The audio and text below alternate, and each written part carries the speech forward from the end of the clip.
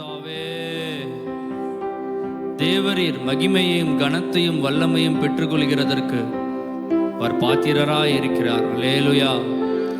நீரே சகலத்தையும் சிருஷ்டித்தீர் ஆண்டவரே. உம்முடைய சித்தத்தினாலே அவைகள் உண்டாய் இருக்கிறவைகளும் சிருஷ்டிக்கப்பட்டவைகளுமாய் இருக்கிறது. அல்லேலூயா. எல்லாமே அவருடைய சித்தம். அல்லேலூயா. ஆண்டவரே, நீர் எல்லாவற்றையும் பெற்றுக்கொள்ள பாத்திரராய் இருக்கிறீரே ஆண்டவரே. மக்கே எங்கள் துதி ஆண்டவரே, மக்கே எங்கள் ஆராதனை ஆண்டவரே, மக்கே எங்களுடைய கனத்தை நாங்கள் செலுத்துகிறோம், எங்களுடைய மரியாதையை நாங்கள் செலுத்துகிறோம். நாங்கள் பயபக்தியோடு ஆண்டவரே உம்முடைய சமூகத்திலே இருக்கிறவர்களாக, கர்த்தாவே உம்முடைய நாமத்தை தொழுது கொள்ளுகிறவர்களாக, உம்முடைய நாமத்தை மாத்திரம் நாங்கள் ஆராதனை செய்கிறவர்களாக மக்கே நாங்கள் ஆராதனை செலுத்துகிறோம்.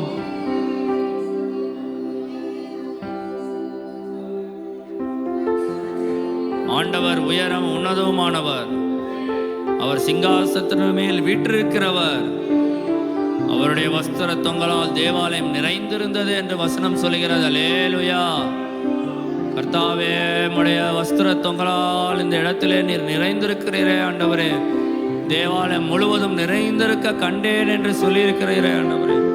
ஆண்டவரே, உயரம் உன்னதமானவரே, உமக்கு ஸ்தோத்திரம். பாத்திரரே, உமக்கு ஸ்தோத்திரம்.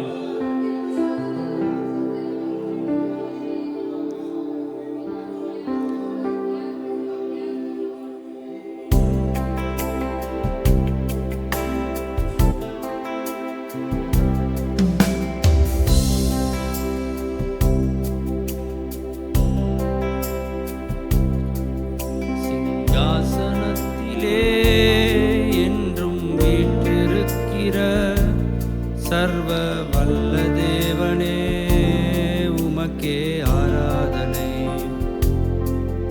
சிங்காசனத்திலே என்றும் வீற்றிருக்கிற சர்வ வல்ல தேவனே, உமக்கே ஆராதனை. அல்லேலூயா. உமக்கே ஆராதனை ஆண்டவர்.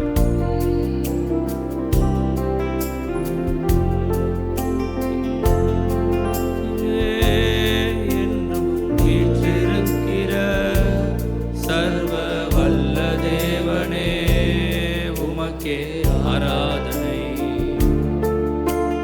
யாசனத்திலே என்றும் வீற்றிருக்கிற சர்வ வல்ல தேவனே, உமக்கே ஆராதனை. நீர் அரியணையில் வீற்றிருப்பதா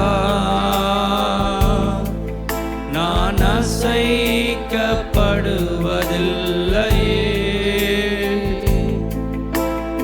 அரசாலும் தெய்வமானதா என் சூழ்நிலைகள் மாறுகின்றதே. உமக்கே ஆராதனை, அன்பின் ஆராதனை. உமக்கே ஆராதனை, அன்பின் ஆராதனை.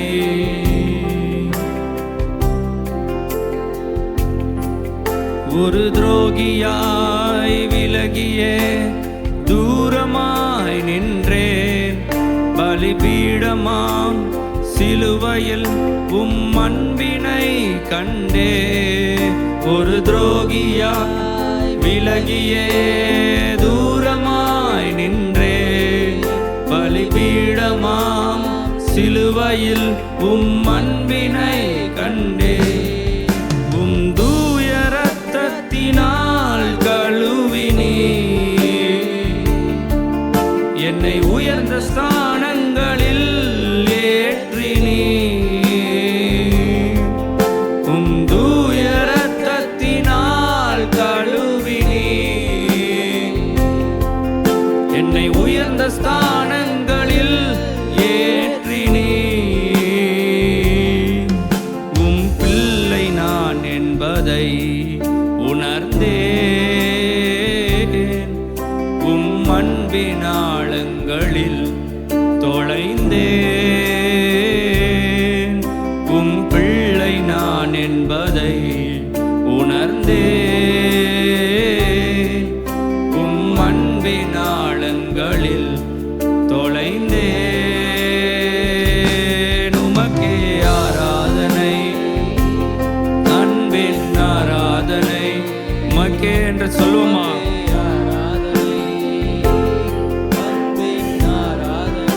மறுபடியும் உமக்கே ஆராதனை,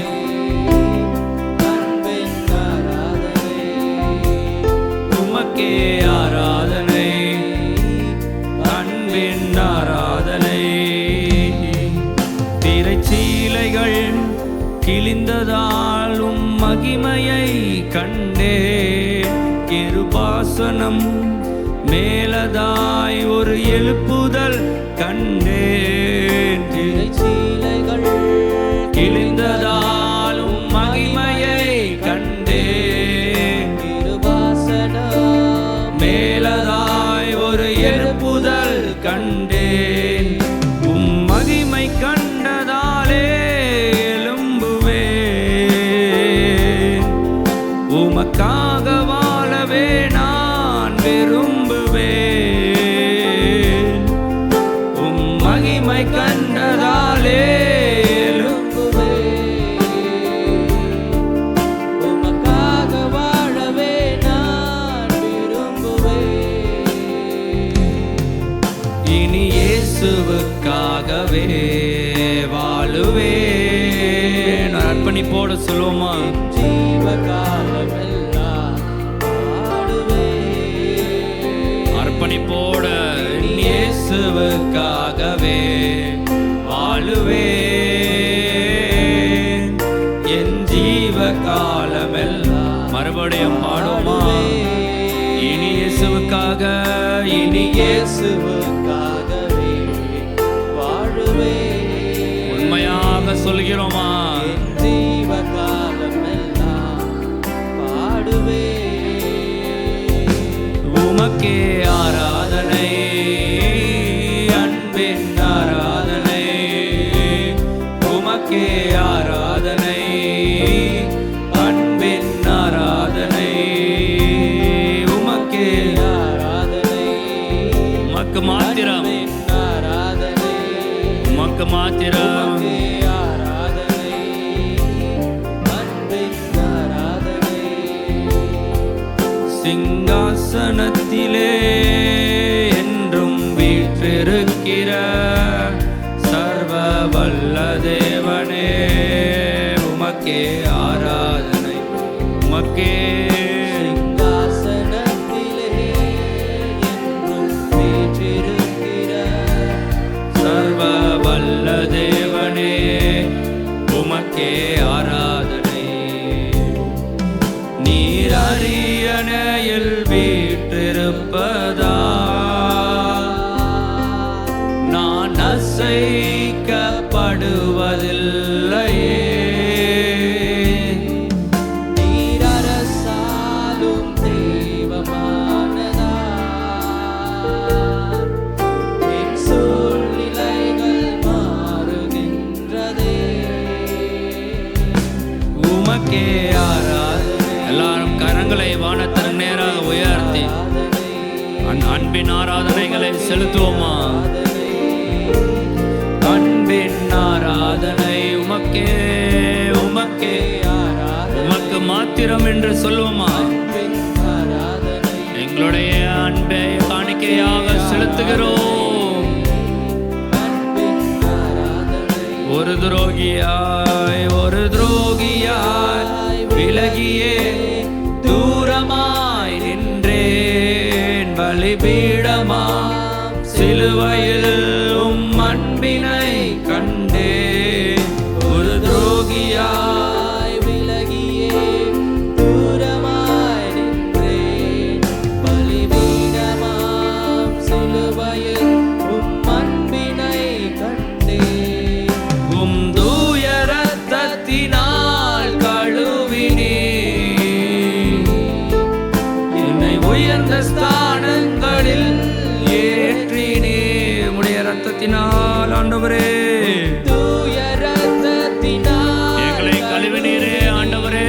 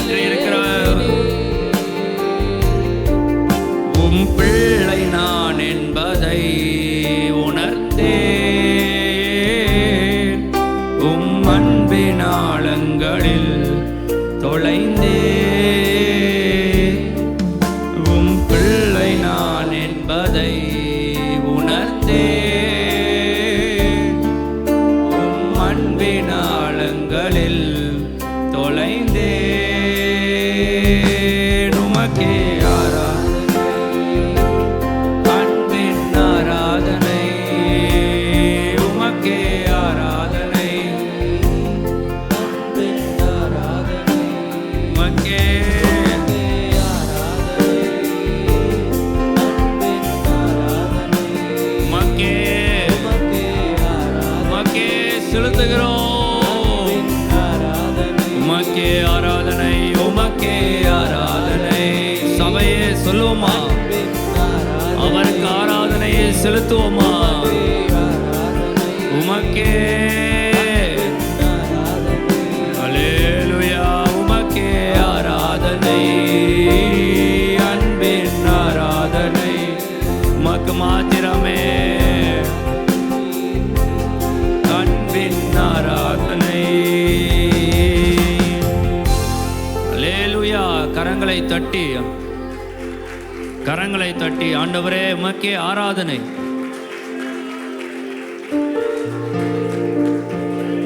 உம்முடைய ஆராதனைக்கெல்லாம் பாத்திரர் அவர் ஒருவரே.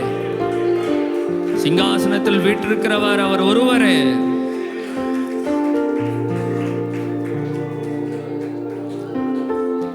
அவரே என் கன்மலை, என் ரட்சிப்பு, என் உயர்ந்த அடைக்கலம். அல்லேலூயா. எத்தனை பேர் நம்புறீங்க?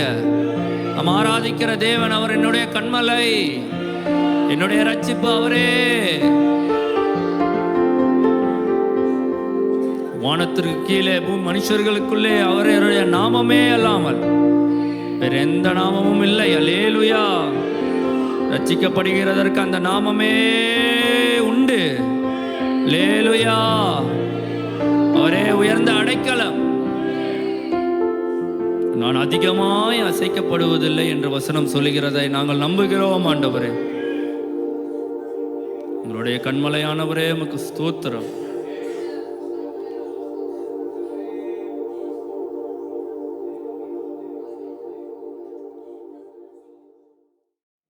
ஆமென். 112ஆம் சங்கீதம் முதல் 9 வசனங்களை நாம் கர்த்தருக்கு ரெஸ்பெக்ட் கொடுக்கிற விதத்திலே அவர் மரியாதைக்கு உரியவர். அதனால் முதல் 9 வசனங்களை நாம் எழுந்து நின்று அந்த வார்த்தைகளை நாம் பயத்தோடும் பக்தியோடும் வாசிக்கலாம். அல்லேலூயா. கர்த்தருக்கு பயந்து அவருடைய கட்டளைகளில் மிகவும் பிரியமாயிருக்கிற மனுஷன் பாக்கியவான். அவன் சந்ததி பூமியில் பலத்திருக்கும். செம்மையானவர்களின் வம்சம் ஆசீர்வதிக்கப்படும். ஆஸ்தியும் ஐஸ்வர்யமும் அவன் வீட்டில் இருக்கும். அவனுடைய நீதி என்றைக்கும் நிற்கும். செம்மையானவர்களுக்கு இருளிலே வெளிச்சம் உதிக்கும். அவன் இரக்கமும் மன உருக்கமும் நீதியும் உள்ளவன். இறங்கி கடன் கொடுத்து தன் காரியங்களை நியாயமானபடி நடப்பிக்கிற மனுஷன் பாக்கியவான். அவன் என்றென்றைக்கும் அசைக்கப்படாதிருப்பான். நீதிமான் நித்திய கீர்த்தியுள்ளவன். துர்ச்செய்தியை கேட்கிறதினால் பயப்படான். அவன் இருதயம் கர்த்தரை நம்பி திடனாயிருக்கும். அவன் இருதயம் உறுதியாயிருக்கும். அவன் தன் சத்துருக்களில் சரிக்கட்டுதலை காணு மட்டும் பயப்படாதிருப்பான். வாரி இறைத்தான், ஏழைகளுக்கு கொடுத்தான். அவனுடைய நீதி என்றென்றைக்கும் நிற்கும். அவன் கொம்பு மகிமையாய் உயர்த்தப்படும். அல்லேலூயா. நாம் உட்கார்ந்து கொள்ளுவோம்.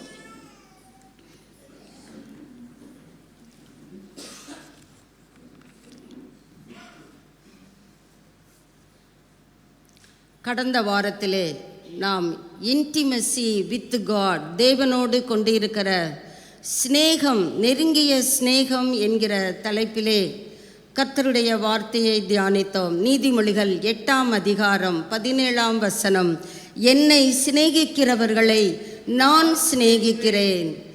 கர்த்தரை யாரெல்லாம் சிநேகிக்கிறார்களோ, சிநேகம் என்றால் அதனுடைய கருத்தின் விவரத்தை இந்த நாளிலே ஆவியானவர் நமக்கு கொடுத்து நம்முடைய வாழ்வையை பிரகாசிப்பிப்பாராக.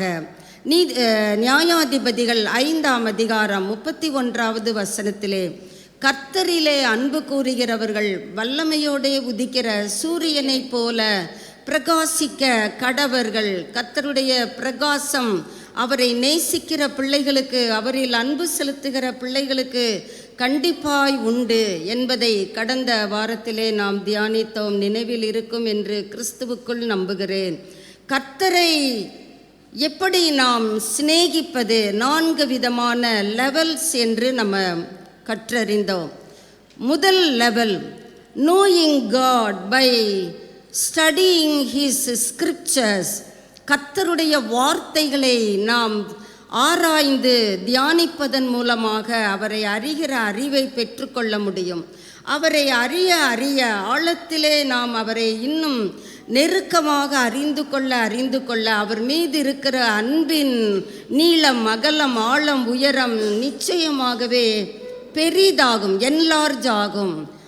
அப்படி கர்த்தரை அறியும் பொழுது கர்த்தர் நமக்கு எதை தருகிறார்? நமக்கு பாதுகாப்பை தருகிறார். இந்த பொல்லாத உலகத்திலே அநேக துர்ச்செய்திகளை கேட்டுக்கொண்டே இருக்கிறோம். பூமி அதிர்ச்சிகள்ன்றாங்க, நிலச்சரிவுகள்ன்றாங்க, கொள்ளை நோய்கள்ன்றாங்க. திடீரென்று ஏதாவது ஒரு நோய்க்கு ஒரு பெயரையும் வைத்து இந்த நோய் பரவுகிறதுன்னு சொல்லுகிறார்கள். புயல் காற்று என்று சொல்லுகிறார்கள், கொடூரமான மழை என்று சொல்லுகிறார்கள். இதுக்கு போதாது படி தேசங்களின் ஊடாக சண்டையின் சத்தங்களையும் நாம் கேட்டுக்கொண்டே இருக்கிறோம். துர்ச்செய்தியை கேட்கிறதுனாலே நாம் பயப்பட வேண்டிய அவசியம் இல்லை. எப்பொழுது கர்த்தரை அறிந்து கொள்ளும் பொழுது, கர்த்தரை அறிகிற அறிவிலே நாம் வளரும் பொழுது கர்த்தருடைய பாதுகாப்பு நமக்கு உண்டு. 91ஆம் சங்கீதத்தை நம்முடைய அனுதின வாழ்க்கையிலே மனப்பாடமாக விசுவாசத்தோடு அறிக்கை செய்யும் பொழுது அந்த பாதுகாப்பை நம்மால் கண்டிப்பாக உணர முடியும்.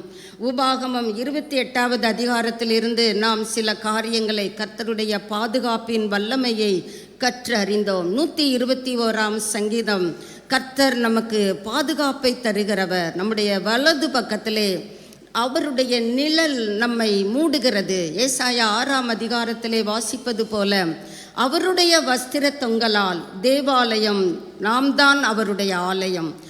அவருடைய அந்த வஸ்திர தொங்கலினாலே நாம் மூடப்படும் பொழுது அங்கே பாதுகாப்பு. எப்பேற்பட்ட துர்ச்செய்திகள் வலதுபுறத்திலும் இடதுபுறத்திலும் நாம் கேட்கலாம், பார்க்கலாம். ஆனால் சற்றும் நம்மை அது தொடுவதற்கு வாய்ப்பு இல்லை. காரணம், நாம் அவருடைய மறைவிற்குள்ளாக தங்கி இருக்கிறோம்.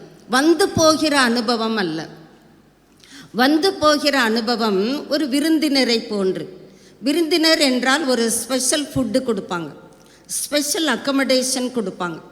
அதோடு அவங்க அந்த இடத்தை விட்டு என்ன செஞ்சிடணும்? கடந்து சென்று விட வேண்டும். நாம் விருந்தினர் அல்ல, தேவனோடு நெருங்கிய சிநேகம் கொண்டிருக்கிறவர்கள். ஆமேன். கர்த்தரோடு சிநேகம் வைத்திருக்கிறவர்களைத்தான் அவருடைய வஸ்திர தொங்கல் மூடும் என்று வேதம் நமக்கு வலியுறுத்துகிறது. அவருடைய வஸ்திர தொங்கலினாலே நமக்கு என்ன கிடைக்கும்? பாதுகாப்பு உண்டு. எப்பேற்பட்ட புயல் அடித்தாலும், அலைகள் எழும்பினாலும் கர்த்தருடைய பாதுகாப்பு நிச்சயம் நமக்கு உண்டு. பாதுகாப்பு மட்டுமா, ப்ரொவிஷனும் கூட. நமக்கு எது தேவை? ஆதியாகமம் 49ஆம் அதிகாரம் 25வது வசனம், வானத்து பனி, பூமியின் கொழுமை, ஆழங்களிலே ஸ்தனங்களிலே உண்டாகிற ஆசீர்வாதங்கள், கர்ப்பங்களுக்கு உரிய ஆசீர்வாதங்கள், எல்லா ஆசீர்வாதங்களையும் கர்த்தர் யாருக்கு தந்தருளுகிறார்? அவரை சிநேகிக்கிற பிள்ளைகளுக்கு தந்தருளுகிறார். அவரை நாம் எப்படி சிநேகிக்கிறோம்? அவரை அறிகிற அறிவு பெருகும் பொழுது அவர் மீது வைத்திருக்கிற அந்த சிநேகம் நிச்சயமாய் பெருகும். உபாகமம் 33ஆம் அதிகாரம் 13லிருந்து 16 வசனங்களை வரைக்கும் நாம் அந்த காரியங்களை தியானித்தோம். நாம் தொடர்ந்து, அது ரீகலெக்ஷன் தான், நாம் அதை வாசிக்க வேண்டாம். தொடர்ந்து இந்த நாளிலே பலவிதமான காரியங்களை ஆவியானவர் நமக்கு போதிக்க இருக்கிறார். அடுத்ததாக, தேவனை அறிகிற அறிவிலே நாம் வளரும் பொழுது சிநேகம் நமக்கு எதை கொடுக்கிறது என்றால், நாம் நடக்க வேண்டிய வழியை நமக்கு காண்பிக்கிறது. சில நேரங்களிலே எந்த டைரக்ஷன்லே நான் போவது, படிப்பின் காரியமாக இருக்கட்டும், எதிர்காலத்தை குறித்த காரியமாக இருக்கட்டும், வேலையை குறித்த காரியமாக இருக்கட்டும், ஊழியத்திலே what will I do next, ஆண்டவரே நான் அடுத்து என்ன செய்ய வேண்டும்? 24 ஆண்டுகளை கடக்கிறேன், 25வது ஆண்டுக்குள்ளே பிரவேசிக்க இருக்கிறேன், நான் என்ன செய்ய நீர் சித்தம் கொண்டிருக்கிறீர்? ஆலோசனையில் அவர் ஆச்சரியமானவர். அவர் நான் உனக்கு போதித்து என்று சொல்லியிருக்கிறார். உன்மேல் என் கண்ணை வைத்து உனக்கு என்ன கொடுப்பேன்? ஆலோசனை கொடுப்பேன். இன்றைய தலைமுறையினருக்கு தேவனுடைய பாதத்திலே அமர்ந்து தேவ ஆலோசனையை கேட்பதற்கு மனமில்லை, நேரமும் இல்லை. பிஸி வேர்ல்டு என்று தங்களை காண்பித்துக் கொள்வதிலே மேன்மை பாராட்டுகிறோமே தவிர எதற்கு எப்படி ப்ரியாரிட்டி கொடுக்க வேண்டும் என்பதை நாம் மறந்த நிலைமையிலே காட்சி அளிக்கிறோம். கர்த்தரை சிநேகிக்கிற பிள்ளைகளுக்கு கர்த்தர் அங்கே ஆலோசனை கொடுத்து அவர்களை வழி நடத்துகிறவர். கர்த்தரை அறிகிற அறிவு நமக்கு எதற்கு சமம் என்றால், நம்முடைய வாழ்க்கை என்கிற அந்த வாகனத்தை கொண்டு செல்வதற்கு வாகனத்திற்கு முக்கியமாக எது தேவைப்படும்? எரிபொருள் தேவைப்படும். அப்படித்தானே? எரிபொருள் இல்லாத வாகனம் ஓடுமா? ஒருவேளை நீங்கள் சொல்லலாம் பேட்டரியில் ஓடுது, பேட்டரிக்கும் சார்ஜ் வேணும் தானே, அந்த சார்ஜ் தானே அந்த வாகனத்திற்கு எரிபொருளாக அமைகிறது. ஆகக்கூடி நம்முடைய வாழ்க்கையாகிய அந்த ஆவிக்குரிய பயணமாகிய அந்த வாகனம் கொண்டு செல்லப்பட வேண்டும் என்றால் சக்சஸாக கொண்டு செல்லப்பட வேண்டும். அப்படித்தானே? வெற்றியாக, வளமையாக, செழுமை நிறைந்ததாக நம்முடைய வாகனங்கள் போக வேண்டும் என்றால் கண்டிப்பாக தேவனை அறிகிற அறிவு நமக்கு வேண்டும். அறிவு இருமாப்பை கொண்டு வந்துவிடும். நாம் கவனமாக அந்த அறிவை பெற்றுக்கொள்ள வேண்டும். ஓரிரு வசனங்களை தெரிந்து கொண்டு எனக்கு எல்லாம் தெரியும் என்று தேவனுக்கு முன்பாக நாம் எளிதில் மேன்மை பாராட்டிவிட முடியாது. கர்த்தரை அறிகிற அறிவு எதிலே வெளிப்படும் என்றால் அவரை நேசிக்கிற நேசத்திலே வெளிப்படும். அதுதான் அறிவு. அறிவு எதை கொண்டு வரும்? இருமாப்பை, பெருமையை கொண்டு வரும். அந்த அறிவை குறித்து இங்கே தேவன் நமக்கு பேசவில்லை. அவரை அறிகிற அறிவிலே, கிருபையிலே வளருங்கள் என்று 2 பேதுரு 3:18 நாம் வாசித்து அறிய முடியும். அதிலே நாம் வளர வளர தேவனோடு கொண்டிருக்கிற சிநேகத்தின் ஆழம், உயரம் நிச்சயமாக விரிவடையும். ஆக தேவனை அறிகிற அறிவு நமக்கு எதற்கு சமம்? ஒரு நாளை துவங்குகிறோம், ஒரு நாளை முடிக்கிறோம் என்றால் நம்முடைய ஓட்டத்திற்கு எரிபொருள் அத்தியாவசியம் தானே. அதனால தான் ஆண்டவர் சொல்றாரு, என் சமூகத்திலே தரித்திருந்து, என் சமூகத்திலே காத்திருந்து, அவருடைய ஆலோசனைகளை பெற்றுக்கொண்டு ஒவ்வொரு நாளிலும் நாம் கடந்து செல்லுவோம் என்றால் கண்டிப்பாக சவாலிட முடியும். கர்த்தர் வெற்றி கொடுக்கிறவர். கர்த்தர் பசுமையும் புஷ்டியுமாக நம்மை வழி நடத்துகிறவர். அதிலே எந்த விதமான சந்தேகமும் இல்லை. ஆண்டவரை அறிகிற அறிவுதான் நமக்கு ஒரு உரம் போன்றது. மிகுந்த உரம் கொடுத்தால் அந்த தாவரம் என்ன செய்யும்? செழித்து வளரும். சீக்கிரத்திலே அது கனி கொடுக்கிற லெவலுக்கே அது கடந்து செல்லும். ஆண்டவரை அறிகிறதற்கு, ஆண்டவரை அறிய அறிய நேச்சுரலாக அவர் மீது நமக்கு ஒரு நம்பிக்கை வருகிறது. கர்த்தரை நான் அறிந்திருக்கிறேன், நான் அவரை ஸ்தோத்தரிப்பேன், நான் அவரை விசுவாசிக்கிறேன். நம்பிக்கை பெருகும் பொழுது தான் கீழ்ப்படிதலின் ஆரம்பம் அங்கே துவங்குகிறது. ஆண்டவர் எனக்காக யாவையும் செய்வார், நான் அவருக்கு கீழ்ப்படுகிறேன். நம்ம வேதத்திலே அநேக உதாரணங்களை பார்க்க முடியும். சவுல் ராஜா, தாவீது ராஜா, 2 பேருமே ராஜாக்களாக கர்த்தரால் நியமனம் செய்யப்பட்டவர்கள். ஆனால் தாவீது ஒவ்வொரு பாடுகளின் ஊடாக சென்ற பொழுதிலும் தன் சொந்த மாமனாராலே துரத்தப்பட்டு கொலை செய்யப்படக்கூடிய சூழ்நிலையிலே கடந்து சென்றாலும் தன்னுடைய நம்பிக்கையை முழுவதுமாக தேவன் பேரிலேயே வைத்திருந்து தேவன் சொல்லுகிற காரியங்களுக்கு கீழ்ப்படிந்தே சென்றதனால் தாவீது அந்த ராஜ்ய பாரத்தை சுதந்தரிக்க முடிந்தது. ஆனால் சவுல் ராஜ்யபாரத்தை இழந்தது மட்டுமல்லாமல் தன்னுடைய ஆத்துமத்தையும் நஷ்டப்படுத்தினதாக நம்ம வேதத்திலே வாசிக்க முடியும். 84ஆம் சங்கீதம் 2வது வசனத்தை வாசிக்கலாம். சங்கீதம் 84:2. என் ஆத்துமா கர்த்தருடைய ஆலய பிரகாரங்களின் மேல், கர்த்தருடைய ஆலய பிரகாரங்களின் மேல் வாஞ்சையும் தவனவுமாய் ஆசையாயிருக்குது. ஏன்? அவரை அறிந்து கொள்ள வேண்டும் என்ற ஆசையினாலே நான் என்ன பண்ணுகிறேன்? அவருடைய ஆலய பிரகாரங்களின் மேல் வாஞ்சை உள்ளவராயிருக்கிறேன். இன்றைய ஆன்லைன் சர்வீஸ் நடந்து கொண்டிருக்கிற காலங்களிலே வாழ்ந்து கொண்டிருக்கிறோம். எளிதாக சத்துரு நம்மை வஞ்சிக்கிறான். ஆலயம் தொழுவது சாலவும் நன்று என்று உலகத்தாரே சொல்லுகிற காரியங்கள் எல்லாம் இன்று மறக்கடிக்கப்பட்டு போய்விட்டது. எப்படி வேண்டுமானாலும் கர்த்தரை தொழுது கொள்ளலாம். அப்படி நாம் நம்மை ஏமாற்றி கொள்ளாதபடி இங்கே சங்கீதக்காரர் அழகா சொல்றார் பாருங்க. இவர் ஒரு ராஜா, இவருக்கு எவ்வளவு வேலைகள் இருக்கும். அத்தனை வேலைகள் நடுவில் அவருடைய ஆசை, அவர் தாகம், அவர் தவனம் எதிலே இருக்கிறது? ஆலய பிரகாரங்களின் மேல். எப்படியாம் வாஞ்சையும், அவன் என்னிடத்தில் வாஞ்சையாயிருக்கிறபடியால் அவனை விடுவிப்பேன். எல்லாரையும் கர்த்தர் விடுவிப்பேன்னு சொல்லல, அவன் என்னிடத்திலே வாஞ்சை. இங்க இந்த மனுஷன் சொல்றாரு, நான் ஆலய பிரகாரங்களின் மேல் வாஞ்சையாயிருக்கிறேன், என் இருதயமும் என் மாம்சமும். ஜீவனுள்ள பாருங்க, internal organs heart, external organs flesh. ஃப்ளஷும் இந்த இருதயமும் மாம்சமும் எதை நோக்கி கதறுகிறது? ஜீவனுள்ள தேவனை நோக்கி. ஐயோ போகணுமே, அப்படி சொல்லல, கம்பீர சத்தம். ஆலயத்திற்கு போவோம் வாருங்கள் என்று எனக்கு அவர்கள் சொன்ன போது நான் ரொம்ப துக்கத்தோடு இருந்தேன். நான் பலவீனமாக இருக்கிறேன், நீங்கள் போயிட்டு வாங்கன்னு சொன்னேன். அப்படி எழுதப்படவில்லை, மன மகிழ்ச்சியாயிருந்தேன். நாம் எப்படி ஆலய பிரகாரங்களின் மேல் வாஞ்சை உள்ளவர்களாயிருக்கிறோம்? ரெண்டு விதமான காரியங்களை இந்த வார்த்தையிலே அங்கே சங்கீதக்காரன் நமக்கு வலியுறுத்தி பேசுகிறதை அறிய முடிகிறது. சங்கீதம் 17:1 பார்க்கிறோம், நான் தேவனை நோக்கி செய்யும் விண்ணப்பத்திற்கு எனக்கு நீங்கள் செவி கொடுங்க ஆண்டவரே, என் நியாயத்தை கேளுங்க ஆண்டவரே, என் உதட்டிலிருந்து வர்ற அந்த பெட்டிஷனை அங்கீகரியும் ஆண்டவரே. ஆலயத்திலே அன்னாள் என்கிற ஒரு பெண்மணி மனங்கசந்து தன் துக்கத்தை, ஆண்டவரே என் நியாயத்தை கேட்டருளும். உதடுகளில் இருந்து வந்த ஜெபத்தை, வாயை திறந்து சத்தமாக கூட ஜெபிக்க முடியலை, உதடுகள் மாத்திரம்தான் அசைந்தது.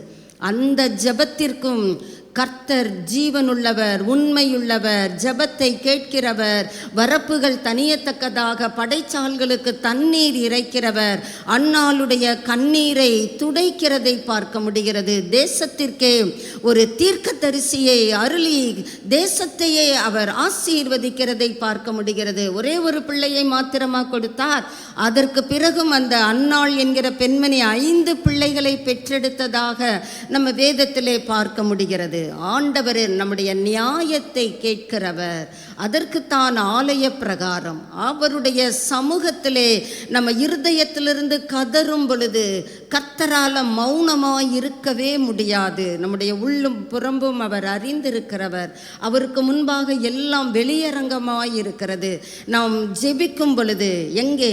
ஆலய பிரகாரங்களின் மேல். ஏன் வீட்டில் இருந்து ஜெபிக்கலாமே? நீங்கள் வீட்டில் இருந்து ஜெபிக்கலாம், தவறில்லை.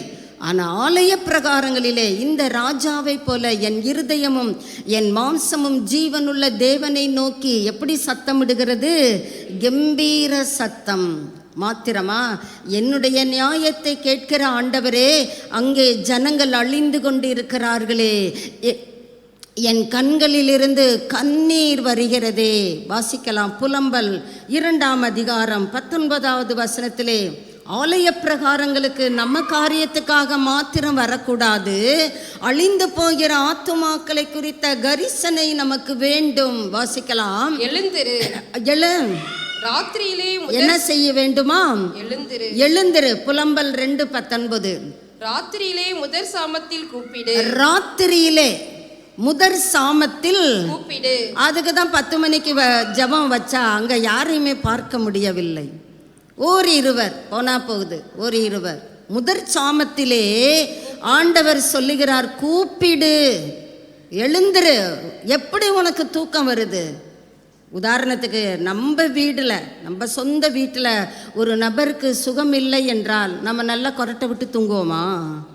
ஐயோ அப்பப்பா சச்சோ, துக்கம், கண்ணீர் பெருக்கெடுத்து ஓடும்.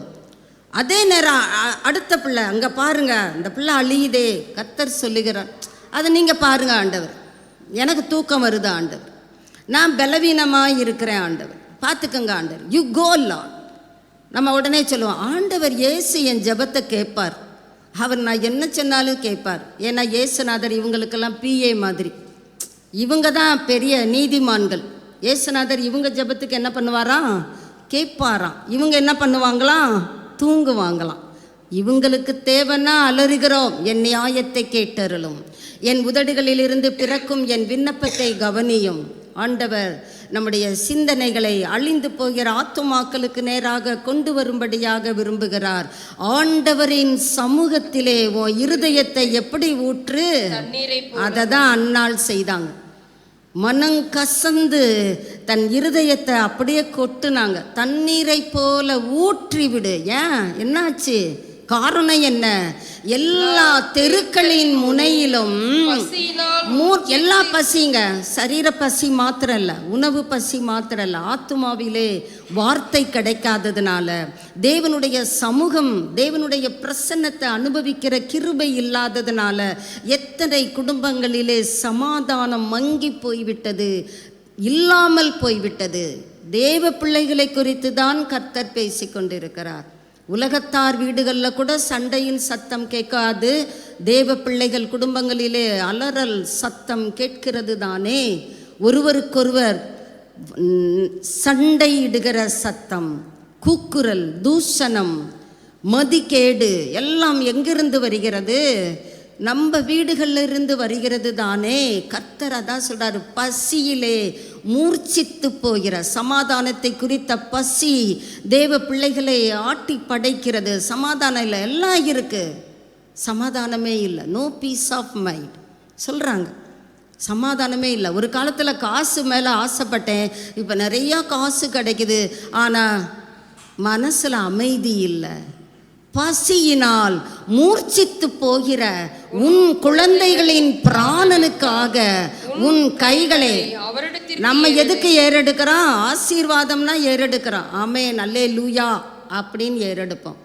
ஆனால் கர்த்தர் இங்கே எதை எதிர்பார்க்கிறார்? அவரை அறிகிற அறிவு நமக்கு வரும் பொழுது நம்முடைய கண்களை அகல விரித்து பார்க்க வேண்டும். பசியினால் மூர்ச்சித்து போகிற குழந்தைகளின் பிராணனுக்காக. மூச்சு திணறி போய் கிடக்குது பிள்ளை, நீ எப்படி இங்கே தூங்குற? எழுந்துரு. ராத்திரியில் முதற் சாமத்தில் கர்த்தரை நோக்கி கூப்பிடு.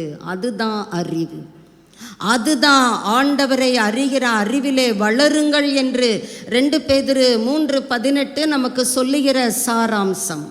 நம்ம நினச்சிக்கிட்டு இருக்கிறோம் 4 வசனத்தை மனப்பாடமாக சொல்லிட்டா அதுதான் அறிவு. ரோட்டில் போகிறவங்க கூட நிறையா வசனம் சொல்கிறாங்க.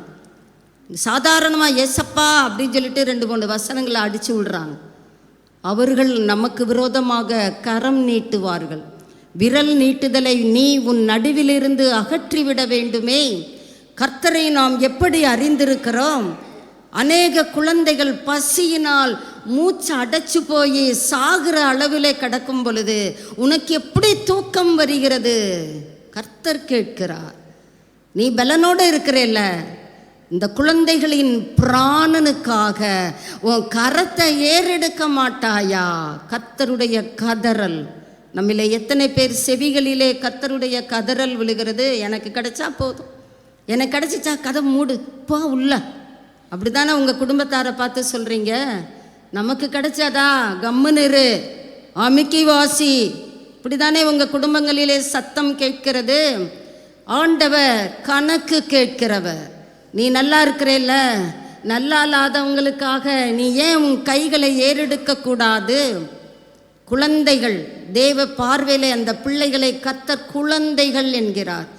பசியினால் மூர்ச்சித்து போகுது, மூச்சு விட முடியலை. பிராணனுக்காக நீ உன் கைகளை ஏறெடுக்கிறத விட்டுட்டு உன் தேவைக்காக, சுயநலத்திற்காக, உன்னுடைய சொந்த காரியங்களுக்காக மாத்திரம் நீ ஜெபிப்பாய் என்றால் கர்த்தர் அதை விரும்புவாரோ?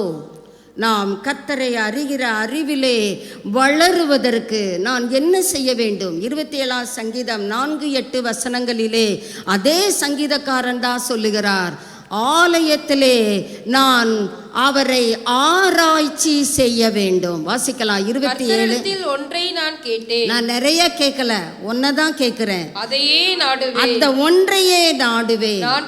புதிய ஏற்பாட்டிலே பவுல் சொல்லுகிறார், நான் ஒன்றை கேட்டேன், நான் ஒன்றை பெற்றுக்கொள்ளும்படியாக அதை பற்றி கொண்டு ஆசையாய் தொடருகிறேன். நாம் எதை பற்றி கொள்ளுகிறோம்? உலக நன்மைகளுக்காக கர்த்தரை நாடுகிறோம். சுகம், அல்லேலூயா, ஆமேன் ஆமேன் எல்லாம் வரும். சுகம் ஆயிடுச்சுன்னா அப்படித்தான் முடிஞ்சது. ஐயோ இன்ஃபெக்ஷன் ஆகிடும், அவங்களுக்கு சுகம் இல்லை, நீ போகாத.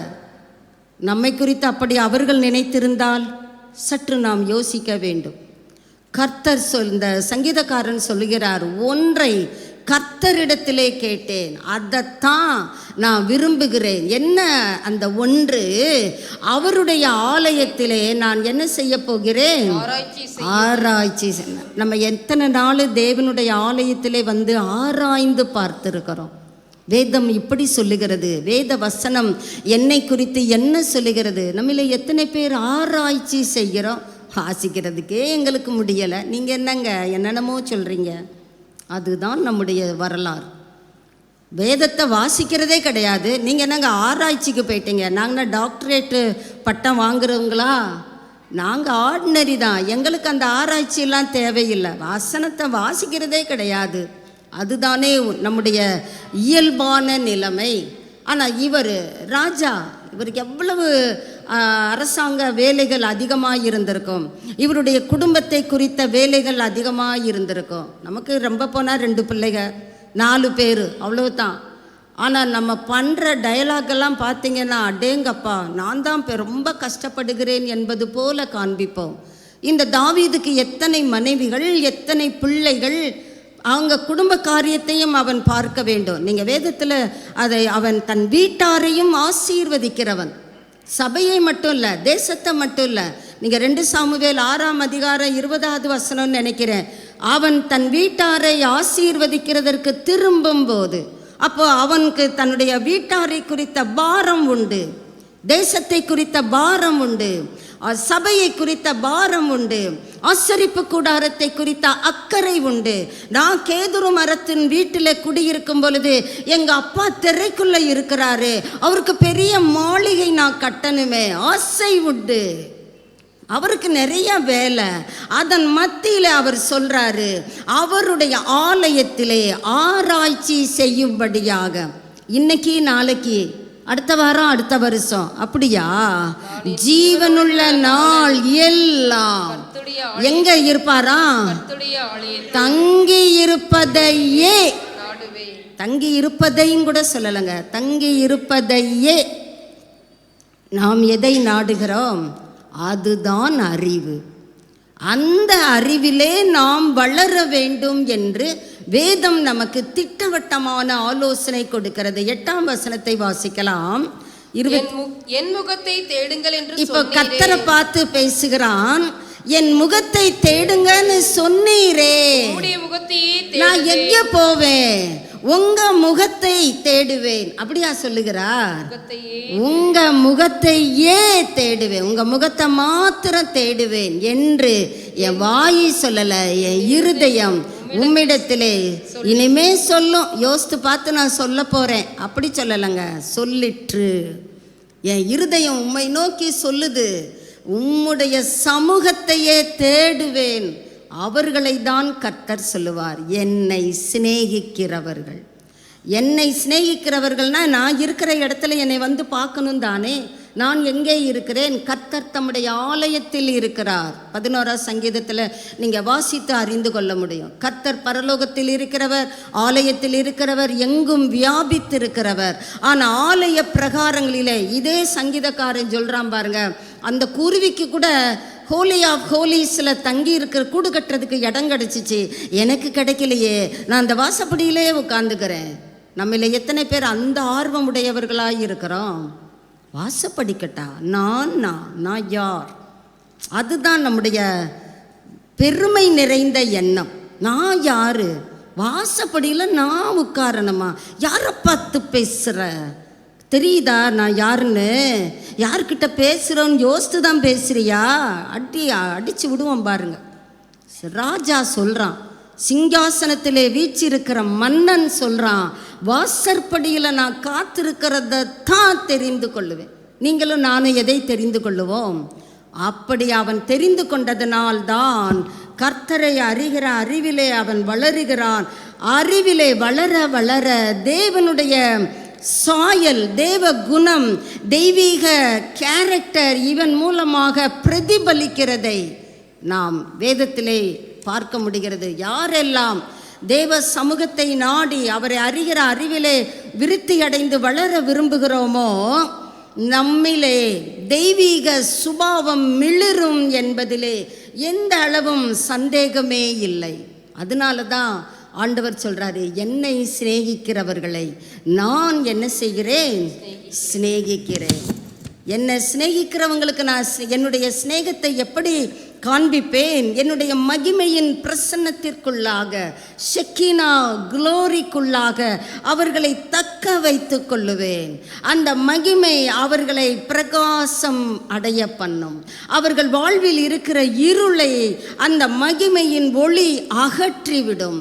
அது வெளிப்படையாயிருக்கிற இருளை மாத்திரமல்ல, இருதயத்திலே காணப்படுகிற பாவத்திற்கு சமமான அந்த இருளை எல்லாம் அகற்றிவிட்டு முழுமையான வெளிச்சத்திற்குள்ளே நம்மை கொண்டு செல்லுமே.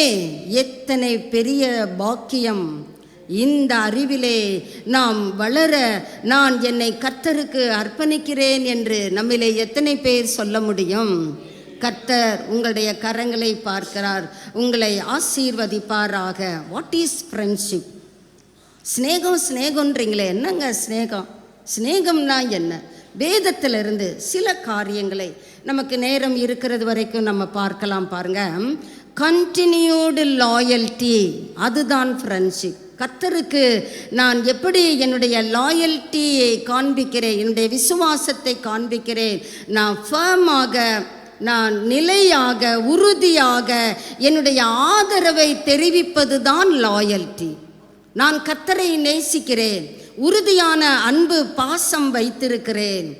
வேதத்திலிருந்து பார்ப்போம் பாருங்க. 2 சாமுவேல் 1ஆம் அதிகாரம் 23ஆம் வசனம். 2 சாமுவேல் 1:23. உயிரோடே இருக்கையில் சவுலும் யோனத்தானும் அப்பாவும் பிள்ளையும் சவுலும் யோனத்தானும் எப்படி இருக்கிறாங்க? இன்பமாய் இருக்கிறாங்க, ஃப்ரெண்டாய் இருக்கிறாங்க, சிநேகிதராய் இருக்கிறாங்க. ஃபாதர் சன்னுங்கிற உறவை கடந்து இவர்களுடைய சிநேகம் எப்படி இருக்குது பாருங்க. மரணம் கூட இவர்கள் இருவரையும் பிரிக்கவில்லை. மரணத்திலும் இவர்கள் என்ன செய்கிறார்கள்? ஒன்றாய் காணப்படுகிறார்கள். உயிருள்ள நாட்களிலே இவர்களுடைய வாழ்க்கை எப்படி இருந்ததாம்? கழுகை போல வேகம், சிங்கத்தை போல பலம் உள்ளவர்களாய் இருந்தார்கள். அதே சாமுவேல் வருவோம். 1 சாமுவேல் 19ஆம் அதிகாரம் 2வது வசனம். 1 சாமுவேல் சவுலின் குமாரனாகிய யோனத்தானும் சவுலும் பிரியமாய் இன்பமாய் இருந்தார்கள் என்று சொல்லுகிற வேதம் இங்கே சவுலுடைய குமாரன் யோனத்தான் தாவீதின் மேல் மிகவும் பிரியமாயிருந்தான். அப்பா கூட பிரியமா தான் இருந்தான். ஆனா தாவீது கிட்ட எப்படி இருக்கிறான்? மிகவும். இதுதாங்க சிநேகம். இந்த யோனத்தான், நீங்க அந்த வசனத்தை வாசிக்கலாம் பாருங்க. அதனால் யோனத்தான் தாவீதுக்கு அதை அறிவித்து, என் தகப்பனாகிய சவுல் உம்மை கொன்று போட வகை தேடுகிறார். இப்போதும் நாளை காலமே நீர் எச்சரிக்கையாய் இருந்து பாருங்க. சவுல் தன்னுடைய குமாரனோடும் தன்னுடைய ஊழியரோடும் ஆலோசனை பண்ணுகிறான். என்ன ஆலோசனை? இவனை கொன்று போட வேண்டும், இவனை கொன்னாதான் எனக்கு ஆத்திரம் தீரும். அப்படி ஒரு மிகவும் பொல்லாத ஆவி சவுலை அலைக்கழிக்கிறது. ஆனால் தாவீதுக்கு மேலே யோனத்தானுக்கு ரொம்ப பாசம். எப்போ கோலியாத்தா சால்ட்டாக தூக்கி போட்டானே, எங்கள் அப்பா நடுங்கிக்கிட்டு இருந்தார், தொட நடுங்கி. அழகா 17 வயது இளைஞன் துச்சம் என அந்த பெலிஸ்தியனை ஒரு கல்லு தான், பட்டயம் கூட இல்லை, இராணுவ உடை கூட தரிக்கல, ஒரே ஒரு கவன் கல்லை வச்சு போட்டு தள்ளுனானாக்கும். இவன் தாண்டா என் ஃப்ரெண்டு, இவனை நான் மிகவும் பாசமாயிருக்கிறேன். அப்பா சொல்கிற தீய ஆலோசனைகளை எல்லாம் உடனுக்குடனே வந்து நீங்கள் 1 சாமுவேல் 2 சாமுவேலை படித்து பாருங்கள், ரொம்ப அற்புதமாக இருக்கும். யோனத்தான் அந்த அளவிற்கு தாவீதை ரொம்ப ரொம்ப நேசிக்கிறவனாக இருந்தான். இப்போ சவுலும் யோனத்தானும் மடிந்து போனார்கள். நேசிக்கிற பிள்ளைகளை கர்த்தர் ஒரு பொழுதுமே கைவிடுகிறவர் அல்ல, மறக்கிறவர் அல்ல, மறந்து போகிறவர் அல்ல. உன் மதில்கள் எப்பொழுதும் எனக்கு முன்பாக இருக்கிறது என்று சொல்லுகிறவர். ஆனால் நம்ம தான் என்ன சொல்கிறோம்? ஆண்டவர் என்னை கைவிட்டார், ஆண்டவர் என்னை மறந்தார். சீயோனோ அப்படி சொல்லிக்கிட்டு இருக்கிறா. நான் அவளை எப்படி மறப்பேன்? அவள் மேல் நான் நினைவாய் இருக்கிறேன். எப்ராயிமுக்காக என் உள்ளம் கொதிக்கிறது. உருக்கமான இரக்கங்களால் நான் அவனை நினைத்து கொண்டே இருக்கிறேன். கர்த்தர் சொல்லுகிறார். யோனத்தானும் சவுலும் மடிந்து போய்விட்டார்கள்.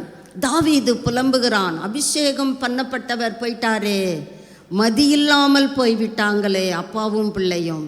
காலங்கள் மாறுகிறது. ஒரு நாளிலே விசாரிக்கிறான், யோனத்தான் எப்படி இருக்கிறான்? யோனத்தான் இல்லை, யோனத்தானுடைய பிள்ளை இருக்குது, ஒரு பட்டணத்தில் இருக்குது.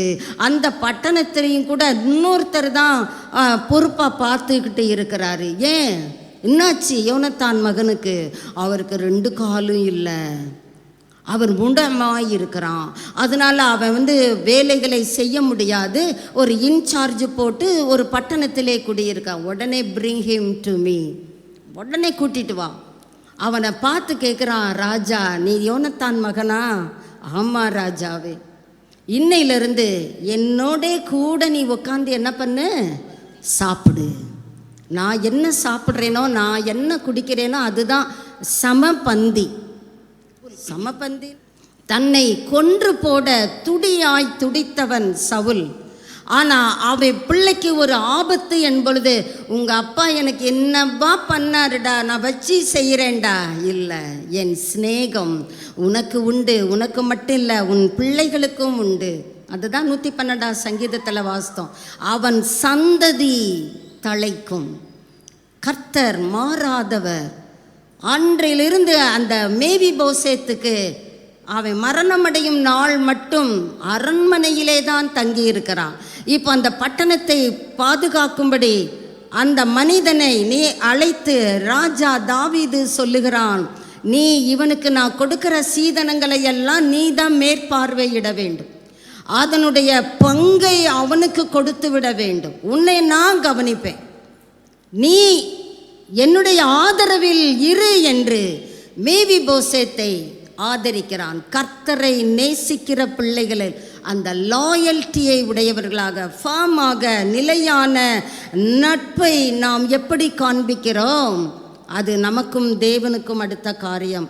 வேதத்திலே கர்த்தரை சிநேகிக்கிறவர்களை கர்த்தர் ஒரு பொழுதும் மறப்பதில்லை. ஒரு மனிதன் தாவீதே மறக்காம தன்னுடைய நண்பனுடைய மகனுக்கு, நண்பனுடைய பேரனுக்கு அவன் தூக்கி விடுவான் என்றால், உதவி செய்வான் என்றால், அநேக சீதனங்களை கொடுப்பான் என்றால், உங்களையும் என்னையும் அழைத்தவர், பெயரிட்டு நம்மை பராமரிக்கிறவர், நமக்காக ஜீவனை கொடுத்தவர், வாக்கு கடங்காத பெருமூச்சுகளோடு ஆண்டவருடைய சமூகத்திலே பரிந்து பேசுகிறவர், நம்முடைய மகா பிரதான ஆசாரியராக என்றென்றைக்கும் நிலைத்திருக்கிறவர் நம்மை கைவிடுவாரோ?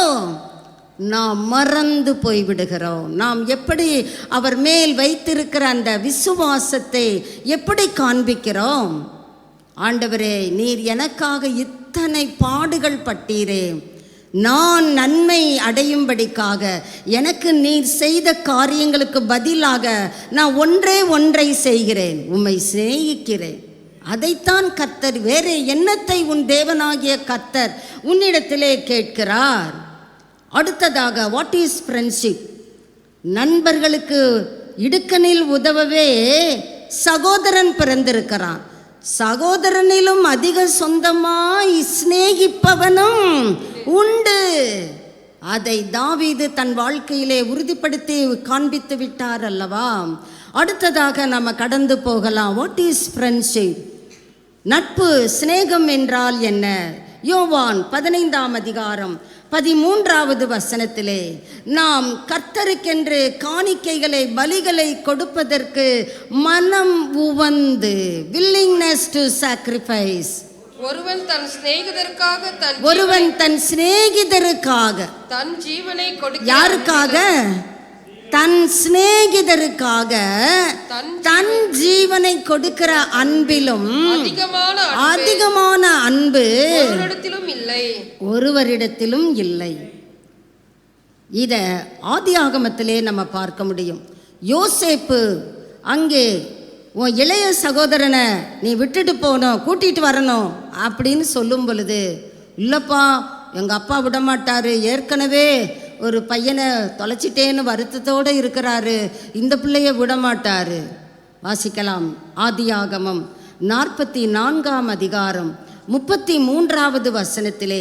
அங்கே யூதா என்கிற மனிதன் சொல்லுகிறான், இப்படி இருக்க இளையவன் தன் சகோதரனோட கூட போக விடும்படி மன்றாடுகிறேன். அப்பா கிட்ட சொல்றான் பாருங்க.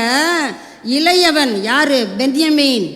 பெஞ்சமின் சகோதரரோட கூட போக விடும்படி நான் கெஞ்சி கேட்கிறேன். உம்முடைய அடியானாகிய நான் அவனுக்கு பதிலாக என் ஆண்டவனுக்கு எப்படி இருக்கிறேன்? அடிமையாயிருக்கிறேன். இதுதாங்க நட்பு, சிநேகம், வில்லிங்னஸ் டு சாக்ரிஃபைஸ். கஷ்ட நேரத்திலே நம்முடைய ஜீவனை கொடுப்பதற்கும் நாம் தயங்காமல். அதனால தான் இன்னைக்கு அநேக இரத்த சாட்சிகள் காணப்படுகிறார்கள். நம்ம தென் பகுதியிலே அதிகமாக இல்லை, வட இந்திய பகுதிகளிலே எத்தனை ஊழியர்கள் ஆண்டவரை அறியாத பிள்ளைகளினால் வாதிக்கப்படுகிறார்கள், அடித்து துன்புறுத்தப்படுகிறார்கள். தன்னுடைய மனைவியை, மகளை, சகோதரியை தன் கண்ணெதிரே கொடூரமாய் நடத்துகிற காட்சிகளை எல்லாம் அவர்கள் கண்டு துடித்து கொண்டு இருக்கிறார்கள். கர்த்தர் மேல் வைத்திருக்கிற அன்பிலே ஜீவனை, பலிகளை கொடுப்பதற்கு, காணிக்கைகளை, நம்ம காணிக்கைன்னு சொன்னால் நம்ம மனசில் எது வருதுன்னா காசு, பணம், வேற ஒன்றும் கர்த்தருக்கு காணிக்க கிடையாது. ஏன்னா நம்ம கொடுக்குற அந்த 5 காசை வச்சு தான் அவர் போய் கடையில் சில்லறை மாற்றி அட்லீஸ்ட் ரேஷன் அரிசியவாது வாங்கிட்டு வந்து அவர் சாப்பிட்டு அவர் பசி ஆறணும். அவர் சொல்கிறாரு, நான் பசியாக இருந்தால் உனக்கு சொல்லேன். வானமும் பூமியும் என்னுடையது, வெள்ளி பொன் என்னுடையது, உலகமும் அதில் உள்ள குடிகளும் என்னுடையது, மலையிலே பறக்கிற பறவைகள் எல்லாம் என்னுடையது. அப்படி இருக்கும் பொழுது கர்த்தர் இங்கே எதை எதிர்பார்க்கிறார்? நம்ம கொடுத்தல் என்றால் பணத்தை தான் பிரதானமாய் கருது. நாம் நம்மையே கொடுக்க வேண்டும். முடிந்தால் நம்மை தியாக பலியாய் கர்த்தருக்கென்று சமர்ப்பிக்க வேண்டும். ரோமர் 12:1-2 அதைத்தானே கூறுகிறது. உங்கள் சரீரங்களை பரிசுத்தமும் தேவனுக்கு பிரியமான ஜீவ பலியாக. அதுதான் சிநேகம். நான் கொடுப்பேன், நேசிப்பேன்னு சொல்லிட்டு முழங்கையை காமிச்சா கர்த்தரை நாம் அவமதிக்கிறோம் என்பது தானே பொருள். நாம் எப்படி கர்த்தரை நேசிக்கிறோம்? What is friendship? சிநேகம் என்றால் என்ன? லாயல்டி, முடிவு பரியந்தம் நிலையாக உறுதியுடன் நான் கர்த்தர் மேல் அன்பு வைத்திருப்பேன். அதனால தான் தாவீது தன்னுடைய நண்பனுடைய பிள்ளையையும் கூட தன் மரணமடையும் நாள் மட்டுக்கும் போஷிக்கிறான். அன்பின் உச்சக்கட்டம். ஆண்டவருக்கு நம்முடைய அன்பை எப்படி நான் செலுத்துவது? வாசிக்கலாம். ரோமர் 5ஆம் அதிகாரம் 7 முதல் 10 வசனங்களை நீங்கள் வாசித்து பார்ப்பீர்கள். ஆனால் கர்த்தருடைய அன்பு, நம்முடைய அன்பு எப்படியோ அது தனி. கர்த்தர் நம்ம எப்படி அன்பு செலுத்துகிறாராம், நம்ம எப்படி நேசிக்கிறாராம்? நாம் பாவிகளாயிருக்கையில். இன்னொரு இடத்துல நீங்க தொடர்ந்து வாசித்துக்கிட்டே வாங்க. நாம் சத்துருக்களாயிருக்கல். பாவியாயிருந்தா கூட கொஞ்சம் நேசம் காட்டலாம், சிநேகம் காட்டலாம். ஆனா சத்துருவை நேசிக்க முடியுமா? முடியும் என்பதுதான் வேதத்தின் மறைக்க முடியாத கூற்று.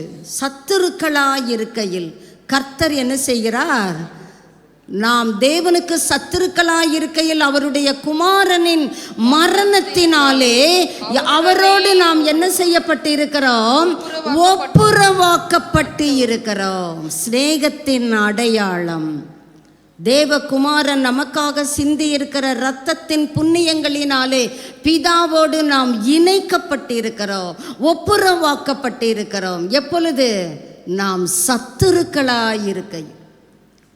ஒரு எனிமிய சில பேரை நம்ம சொல்கிறோம், ஐயோ அந்த பக்கம் கூட நான் திரும்பி போக மாட்டேன், அந்த வாசலை கூட மிதிக்க மாட்டேன், ஐயோ அவங்க மூஞ்சியில் கூட முழிக்க மாட்டேன், ஐயோ நான் செத்தா கூட அவங்க என் மூஞ்சியில் முழிக்கக்கூடாது. நீ தான் செத்து போயிட்டியே, அவங்க வந்தாங்க வரல உனக்கு எப்படி தெரியும்?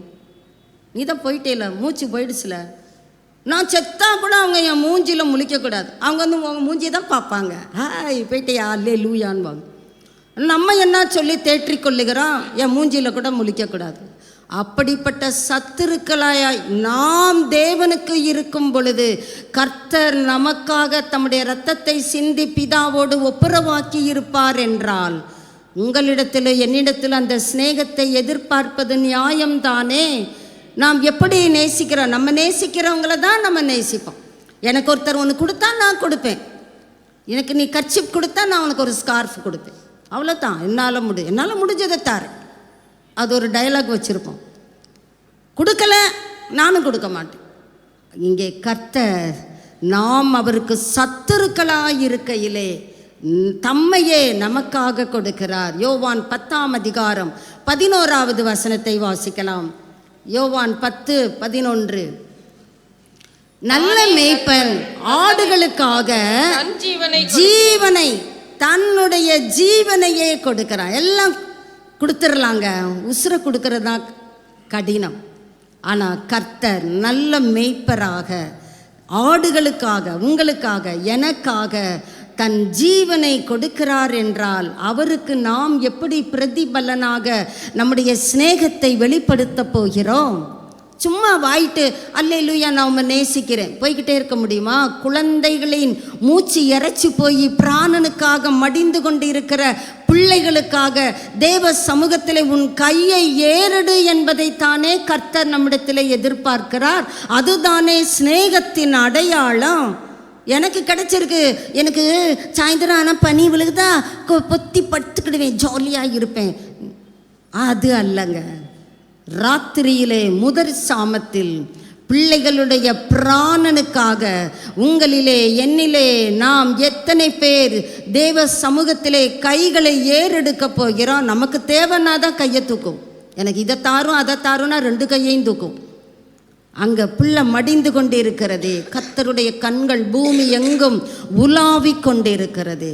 உங்கள் சிநேகத்தை கர்த்தர் பார்க்கிறார். எப்படிப்பட்ட சிநேகம்! வில்லிங்கா நான் கர்த்தருக்காக என் ஜீவனையும் கொடுக்க ஆயத்தம். நம்மளே எத்தனை பேர் சொல்லுவோம்? ஆண்டவர் சொல்லுவார், நீ ஒன்றும் உசுரை கொடுக்க வேணாம், ராத்திரி எந்திரிச்சு ஜெபம் அது போதும்னு சொல்லுவார். நீ உசுரை கொடுத்ததெல்லாம் அப்புறம், நீ முதல்ல என்னை நேசி அப்படின்பார். சிநேகம், நம்முடைய சிநேகம் எப்படிப்பட்டதா இருக்கு? உம்மை சிநேகிக்கிறதிலே நான் முதல் படியை எடுத்து வைக்கிறேன். அப்படி நாம் கர்த்தருக்கு நம்முடைய சிநேகத்தை கொடுப்போம் என்றால் நாம் அடுத்த அந்த சிநேகத்தினுடைய சிம்டம் எது? ஒபீடியன்ஸ். வாசிக்கலாம். யோவான் 15ஆம் அதிகாரம் 14-15 வசனங்களை வாசிக்கலாம். நான் உங்களுக்கு கற்பிக்கிற யாவையும் நீங்கள் செய்வீர்களானால் என் சிநேகிதராய் இருப்பீர்கள். ஒரு அம்மா கேட்டாங்க, செய்வீர்களா? ஜனங்கள் எல்லாம் சொன்னாங்க செய்வோம். அங்கே மோசே பிரமாணங்களை வாசித்து காண்பிக்கிறார். செய்வீர்களா? செய்வோம். யோசுவா தேவனுடைய கற்பனைகளை அங்கே ஜனங்களுக்கு சொல்லுகிறான். நீங்க செய்வீர்களா? கீழ்ப்படிந்து நடப்போம். அங்கே அறிக்கையிடுகிறார்கள். இந்த காலை வேளையிலும் நம்மை பார்த்தும் கர்த்தர் கேட்கிறார், செய்வீர்கள் ஆனால். யார் நீங்க? My friend. இங்கே செஞ்சாதான் எனக்கு சிநேகிதர்.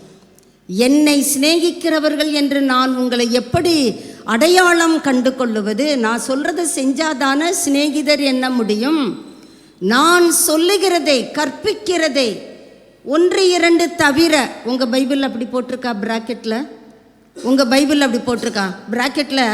1 2 உன்னால் முடியலைன்னா ஓகே, நான் அதை கண்டுக்க மாட்டேன் அப்படி போட்டிருக்குதா? கற்பிக்கிற யாவையும், எல்லாத்தையும்.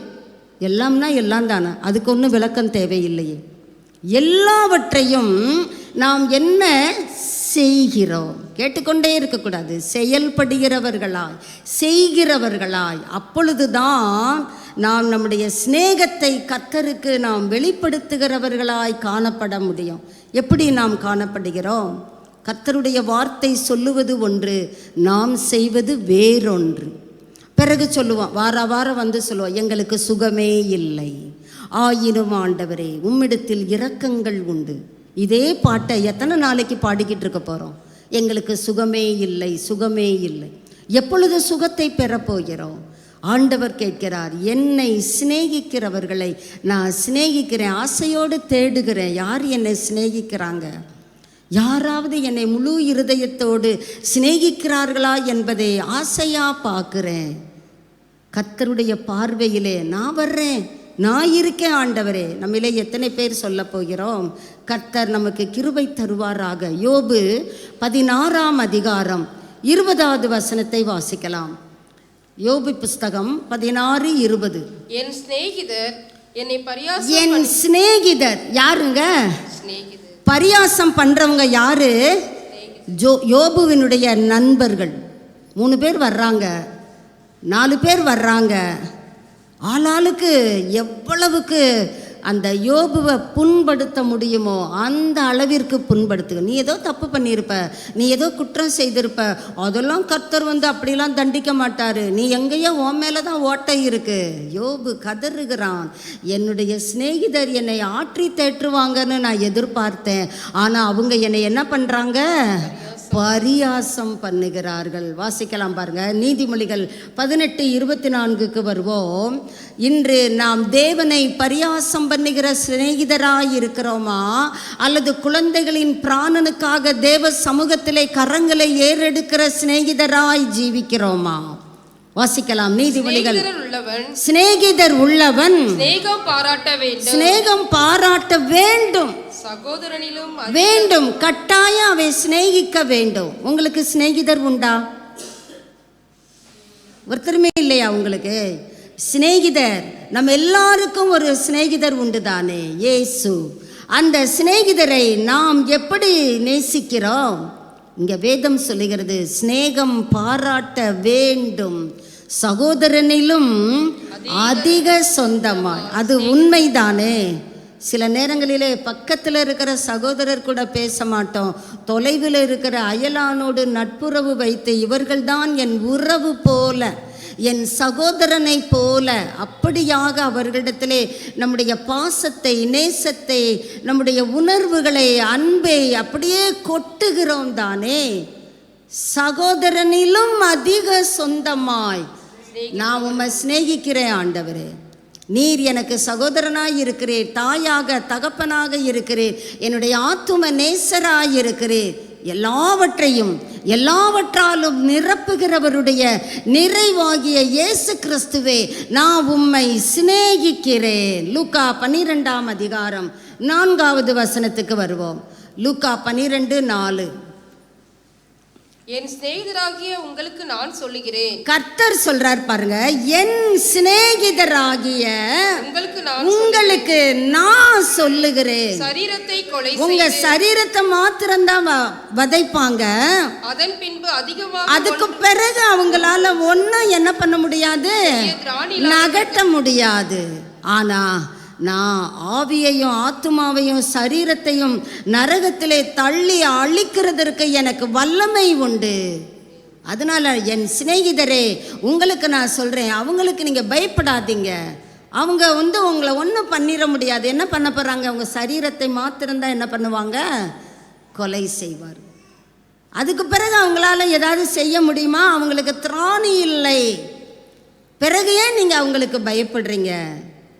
சமுத்திரத்தை குலுக்குகிற சேனைகளின் கர்த்தர் என்னும் நாமமுள்ளவராகிய எனக்கு முன்பாக பயப்படாதிருப்பீர்களோ என்று கர்த்தர் கேட்கிறார். கேட்கிற கர்த்தருக்கு நம்முடைய பதில் என்ன? மத்தேயு 12ஆம் அதிகாரம் 50வது வசனத்திலே கர்த்தர் சொல்லுகிறார் பாருங்க, என்னை சிநேகிக்கிறவன் தான் எனக்கு தாயி, என்னை சிநேகிக்கிறவன் தான் எனக்கு சகோதரன், என்னை சிநேகிக்கிறவர் தான் எனக்கு சகோதரி. சிநேகம் பாராட்டாதவர்கள் கர்த்தருக்கு தாயாக, சகோதரனாக, சகோதரியாக முடியாது, இருக்கவே முடியாது. அவர் சொல்றார் பாருங்க, எனக்கு சித்தம் என்னது, நான் சொல்றதை நீ செய்வது, அதுதான் சிநேகம். சில வேளைகளிலே என் நண்பனுக்கு இது பிடிக்கும், அப்படியே நம்முடைய பழக்கம் மாறுது தானே. எனக்கும் பிடிச்சிருச்சு, முந்தியெல்லாம் நான் அப்படி செய்ய மாட்டேன், இப்போ நானே பார்த்தா அதை செஞ்சுக்கிட்டு இருக்கிறேன். சில நண்பர்களுடைய பழக்கங்கள் நம்மிடத்தில் ஒட்டி கொண்டு விடுகிறது தானே. இப்போ நம்முடைய நண்பர் இயேசு என்ன பண்ணுகிறார்? அழிந்து போகிற ஆத்துமாக்களுக்காக வேண்டுதல் செய்கிறார். நம்ம என்ன பண்ணுறோம்? குளிருக்கு நல்லா போத்தி பிளாங்கெட் இருக்கா கொடுங்க, உம்மாலே நான் ஒரு போர்வைக்குள், ஆண்டவர் மதில தாண்டு பான்றாரு, நம்ம போர்வைக்குள்ளே பாய்ந்து கொள்ளுகிறோம். எனக்கு முடியலை, எனக்கு பலவீனம் ஊன்றோம். அதே நேரம் நம்ம வீட்டாளுகளுக்கு ஒன்றுனா சொல்லுவோமா? எனக்கே முடியலை, நீ உன்னை பார்த்துக்கோ சொல்லுவோமா? சொல்ல மாட்டோம், விழுந்தடிச்சு அவங்கள கவனிப்போம். கர்த்தர் சொல்கிறாரு, எத்தனை குழந்தைகள் பிராணனுக்காக மூச்சு இறைச்சி போய் கிடக்கு, செத்து போகிற மாதிரி இருக்கு, கோமா ஸ்டேஜில் கிடக்கு. நீ உன் கைகளை ஆண்டவருக்கு நேராக ஏறெடுக்கிறத தானே உங்ககிட்ட நான் கேட்குறேன். அதுதானே சிநேகத்தின் அடையாளம். நாம் என்ன பண்ணி கொண்டிருக்கிறோம்? அடுத்ததாக, what is friendship? Like mindedness. நண்பனுடைய அதே சிந்தனை இந்த நண்பனுக்கும் வந்துவிட வேண்டும். நண்பன் என்னெல்லாம் யோசிக்கிறார்? அவர் என்னுடைய சிநேகிதர் இயேசு, அவர் எதை யோசிக்கிறார்? நானும் அப்படியே யோசிப்பேன். ஒரு இடத்துல பவுல் ஒரு நண்பனை குறித்து சொல்லுகிறார், நான் என்ன நினைக்கிறேனோ அதே மாதிரி அவனும் நினைக்கிறான்பா சொல்லுகிறார். வேதத்திலே வாசிக்கலாம், பிலிப்பியர் 2ஆம் அதிகாரம் 19 முதல் 23 வரை வாசிக்கலாம். கொஞ்சம் துரிதமாக வாசித்தா நல்லதாக இருக்கும்.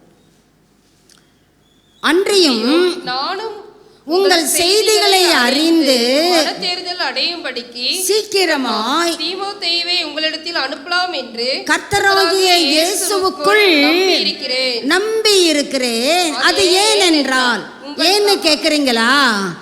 உங்க காரியங்களை உண்மையாய் விசாரிக்கிறதற்கு என்னை போல மனது, லைக் மைண்டட்னஸ். நான் எப்படி யோசிக்கிறேனோ அதை மாதிரியே அவனும் யோசிப்பான்பா. அவன் கரெக்டாக சொல்லுவான்ப்பா. ஒரு இடத்துல ஆசாரியர்கள் கொலை செய்யப்படும்படியாக சவுல் ராஜாவினால் உந்தி தள்ளப்படுகிறார்கள். அங்கே எந்த மனிதர்களும் ஆசாரியர்களை கொலை செய்வதற்கு தங்கள் கைகளை நீட்டவில்லை. காரணம், அவர்கள் தேவனுடைய ஊழியர், ஆசாரியர், நாங்கள் கை நீட்ட மாட்டோம். அப்போ சவுலுடைய நண்பன் தோவேக்கு அருகிலே நிற்கிறான். அவனை பார்த்து சவுல் சொல்லுகிறான், தோவேக்கு நீ அவர்கள் மேல் விழு. அப்படி என்ன அந்த ஆசாரியர்கள் தப்பு பண்ணிட்டாங்க? அந்த ஆசாரியன் அபியத்தார், அவன் என்ன செய்கிறான்? தாவீது ஏபோத்தை கேட்கிறான், அபியத்தார் கொடுத்து விடுகிறான். அதுதான் சவுலுக்கு உச்சக்கட்ட கோபம் மூட்டி விடுகிறது. கோபம் மிகுதி. அவன் கேட்டா நீ கொடுத்துருவியா? இங்க யார் ராஜா? அவனா நானா? என் அனுமதி இல்லாமல் நீ எப்படி கொடுக்கலாம்? ஐயா, அவங்க மருமகன் தானங்க ஐயா, அதெல்லாம் இங்க சொல்லக்கூடாது. அவன் எனக்கு எதிரி, அவன் சாக வேண்டும். அவன் சாகிறது இருக்கட்டும், அவனுக்கு ஏபோத்தை நீ கொடுத்ததுனால நீ மாத்திரம் இல்லை, அங்கே 84 பேர் நிற்கிறாங்க, அத்தனை பேரையும் ஒரு தனி மனிதனுக்கு ஏபோத்தை கொடுத்ததன் நிமித்தம் பல ஆசாரியர்கள் மடிவிக்கப்பட்டு விட்டார்கள். தோவேக்கு நண்பனுடைய மனது. நம்ம எப்படிங்க இருக்கிறோம்? தோவேக்கு போல இருக்கிறோமா? போட்டு தள்ளுனா போட்டு தள்ளிடுவோம், இங்கே இருக்கிறத அங்கே போய் அப்படியே சொல்லிடுவோம். இப்போ தாவீதுக்கு செய்தி போகிறது, ஐயோ அபியத்தாரை கொண்டு போட்டாங்களா, ஐயோ என்னால் தான் ஆச்சு, நான் தான் அந்த ஏபோத்தன். எனக்கு தெரியும் இவன் அப்போ என் பக்கத்தில் தான் இருந்தான், அவன் முறைச்சி பார்த்தான், எனக்கு தெரியும் இவன் தான் மேட்ரை கொண்டு போய் அங்கே ஊதியிருப்பான். நீ என் ஆதரவிலே இரு, நீ பயப்படாத. தோவேக்கு என்கிட்ட இருக்கும்போதே நான் நினச்சேன் எப்படினாலும் ராஜாவுக்கு இந்த செய்தி கசிந்து விடும்.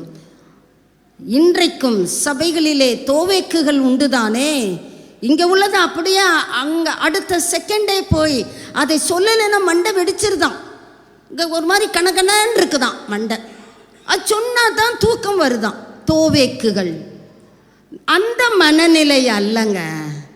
பதிலாக பிலிப்பியர் 2:20 பார்க்குறோம், என்னை போல விசாரிக்கிறது. மனசு வேணுங்க, வேற ஒன்று நீ கொடுத்து உதவ வேண்டாம். மனது எப்படி இருக்கிற, வெரி சிம்பிள்.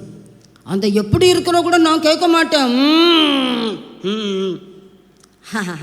என்னை போல மனதுள்ளவன் அவனை அன்றி வேற ஒருவனும் என்னிடத்திலே இல்லப்பா. அடுத்த 21வது வசனத்தில் வாசிக்கிறோம், அந்த மற்றவர்களை குறித்து பவுல் அழகா சொல்லுகிறார், இயேசு கிறிஸ்துவுக்கு உரியவைகளை தேடாமல் தங்களுக்கு உரியவைகளை தான் தேடுகிறார். தங்களுக்கு கிடைச்சா போதும், அடுத்த தனக்கு என்ன தேவை அதை தேடுவது தான் அவர்கள் நோக்கம். ஆனால் இவன் அப்படி இல்லைப்பா, என்னை போல விசாரிக்கிறதற்கான மனது இருக்கிறது.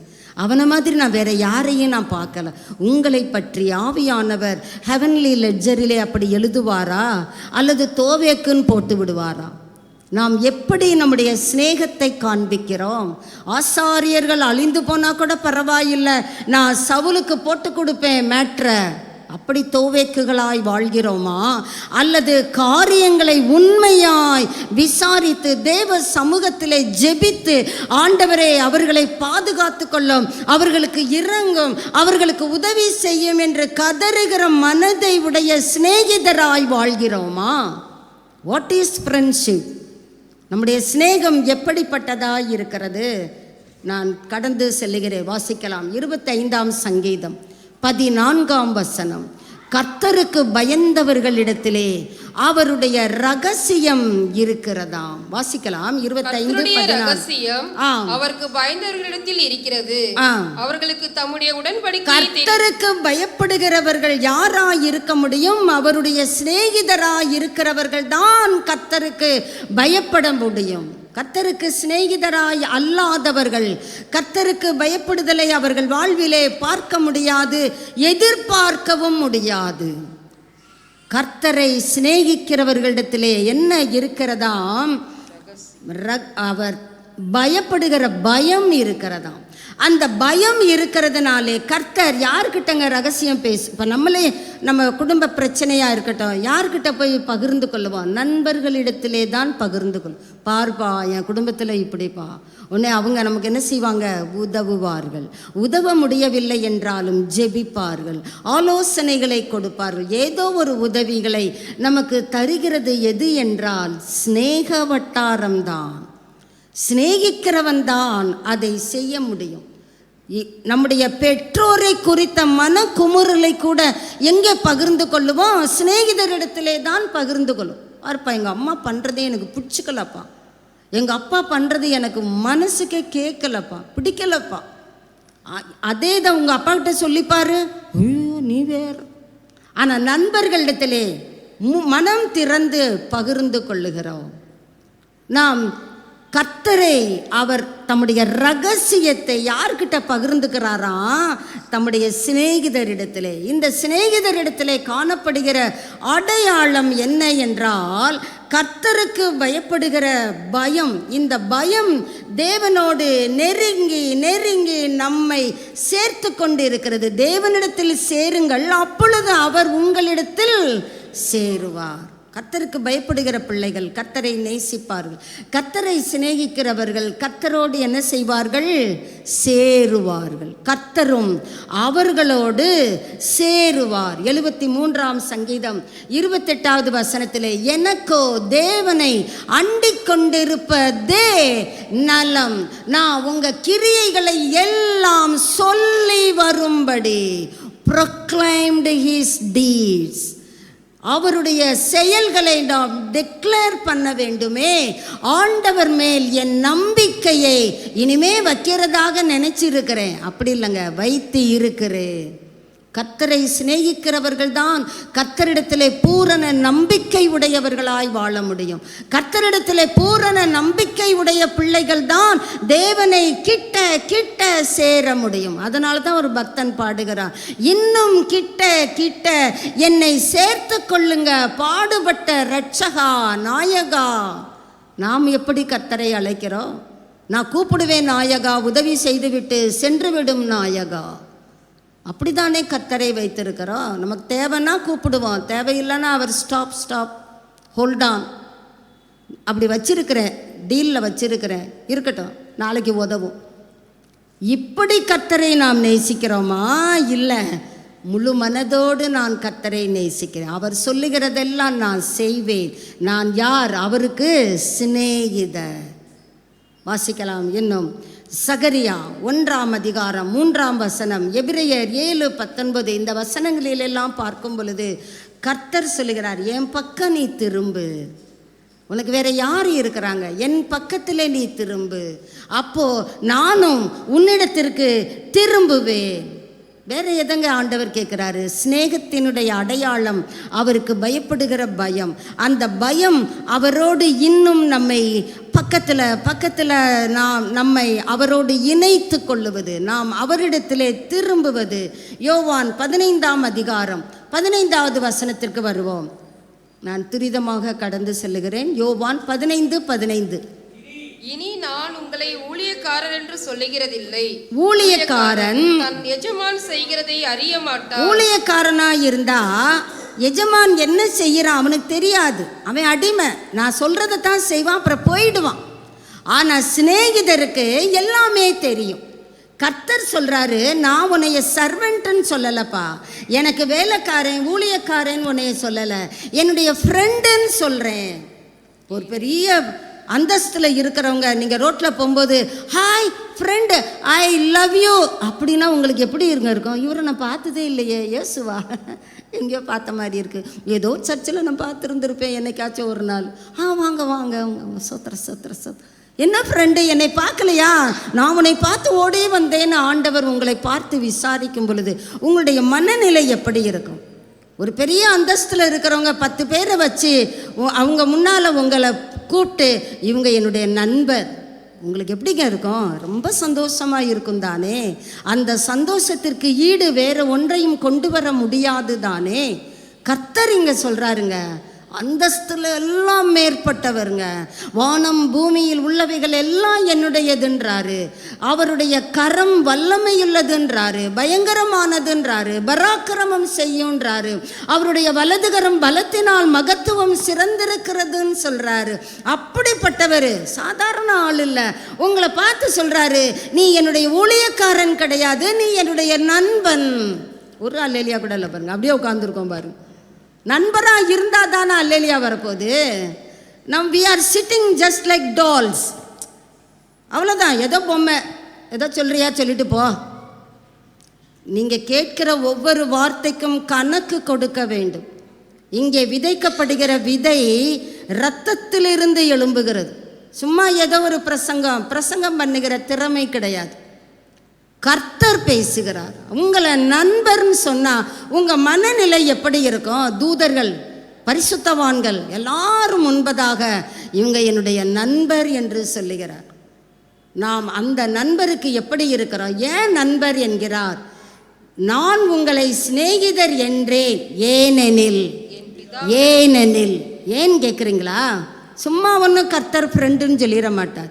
என் பிதாவினிடத்திலே நான் கேள்விப்பட்ட எல்லாவற்றையும் உங்களுக்கு என்ன செய்கிறேன்? சொல்லிட்டேன். இனிமே சொல்ல போறேன் இல்லைங்க, அறிவித்தேன்.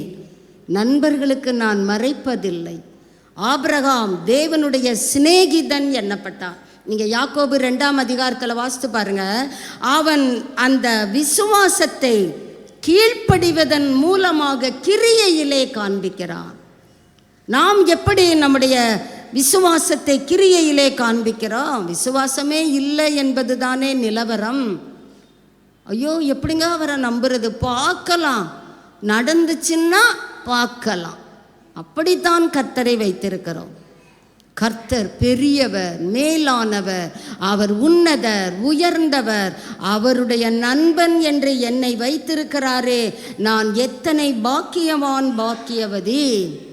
கர்த்தருக்கு பயப்படுகிற பயத்தை வேதம் சொல்லுகிறது தியோஃபோபியா என்று சொல்லுகிறது. ஒவ்வொரு மனிதனையும் ஒவ்வொரு விதத்திலே பயம் பற்றி கொள்ளுகிறது. காக்ரோச்சை பார்த்தாலும் பயம், எறும்பை பார்த்தாலும் பயம், பாம்பை பார்த்தாலும் பயம், மனிதர்களை கண்டால் பயம், இருளை கண்டால் பயம், மிகுந்த வெளிச்சத்தை கண்டாலும் பயம். பயம் பயம் பயம். எப்படியோ ஒவ்வொருவரையும் ஏதோ ஒரு பயம் சூழ்ந்து கொள்ளுகிறது. ஆனால் தியோஃபோபியோ என்பது கர்த்தருக்கு பயப்படுகிற பயம் நம்மை சூழ்ந்து கொள்ளுவது. அப்போஸ்தலர் 9ஆம் அதிகாரம் 31வது வசனத்துக்கு வருவோம். அப்போஸ்தலர் 9:31. சபைகள் கர்த்தருக்கு பயப்படுகிற பயத்தோடும் பரிசுத்த ஆவியின் ஆறுதலோடும் நடந்து. பயத்துல சபை அப்படியே தூங்கிக்கிட்டு இருக்கல. சபை என்ன செய்தது? நடந்து. மல்டிப்ளிகேஷன். நீங்க நடந்தால் பெருக்கம் உண்டு. நம்ம நடக்க மாட்டேங்கிறோம். நம்ம சில ஜெபத்தில் கவனிக்கும் பொழுது புதுமுகங்களை பார்க்க வேண்டும் ஆண்டு. பழைய முகமே ஒழுங்காக வரமாட்டேங்குது. நீ எங்கிட்ட புதுமுகம் வந்து அந்த புதுமுகம் டல்லாயிடும். ஐயோ இவங்க நம்மளே பரவாயில்லடா, இவங்க வேணாண்டான்னு ஓடி போயிடும். புதுமுகங்களை கேட்கிறது நல்ல விஷயம்தான். நாம் எப்படி அணுகுகிறோம்? நாம் கர்த்தருக்கு பயப்படுகிற பயத்தோடு நடக்கும் பொழுதுதான் பெருக்கம் வரும். நம்மகிட்ட கர்த்தருக்கு பயப்படுகிற பயம் இருக்குதா? பக்தி விருத்தி இருக்குதா? ஆவியானவருடைய ஆறுதல். ஏங்க ஆறுதல்? யாருக்குங்க ஆறுதல் தேவைப்படும்? கஷ்டத்தில் இருக்கிறவர்களுக்கு ஆறுதல். அப்போ சபை எந்த வழியாய் போய்கொண்டிருக்கிறது? உபத்திரவத்தின் வழியாய் போய்கொண்டிருக்கிறது. ஆவியானவர் சபையை ஆறுதல் படுத்துகிறார். அப்படி இருக்கிறதுனால தான் சபை பெருகின. இன்னைக்கு அந்த எழுத்தின்படியாக நாம் அனுபவிக்க முடியவில்லையே. நம்மிடத்துல கர்த்தருக்கு பயப்படுகிற பயம், அந்த தியோஃபோபியா உண்டா?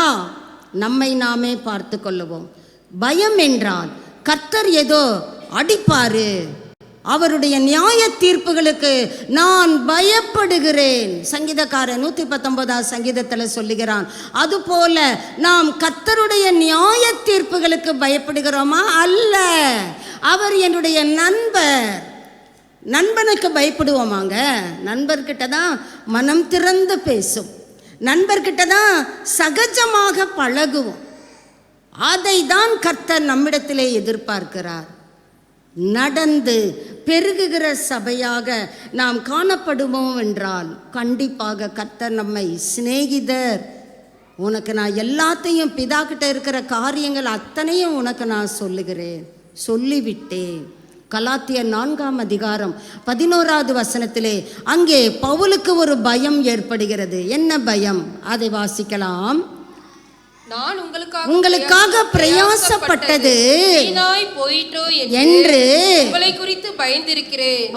தேவ பிள்ளைகளுக்கு இந்த நாட்களிலே இந்த பயம் காணப்படுகிறது.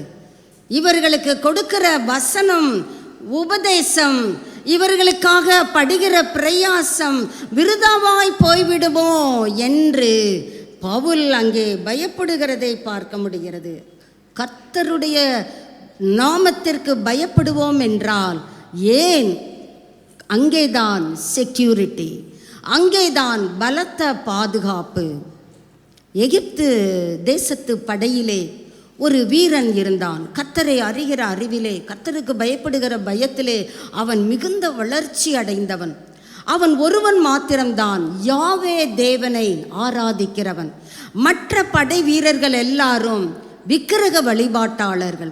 அவர்களுக்கு இந்த படை வீரனை கண்டால் சுத்தமாக பிடிக்காது.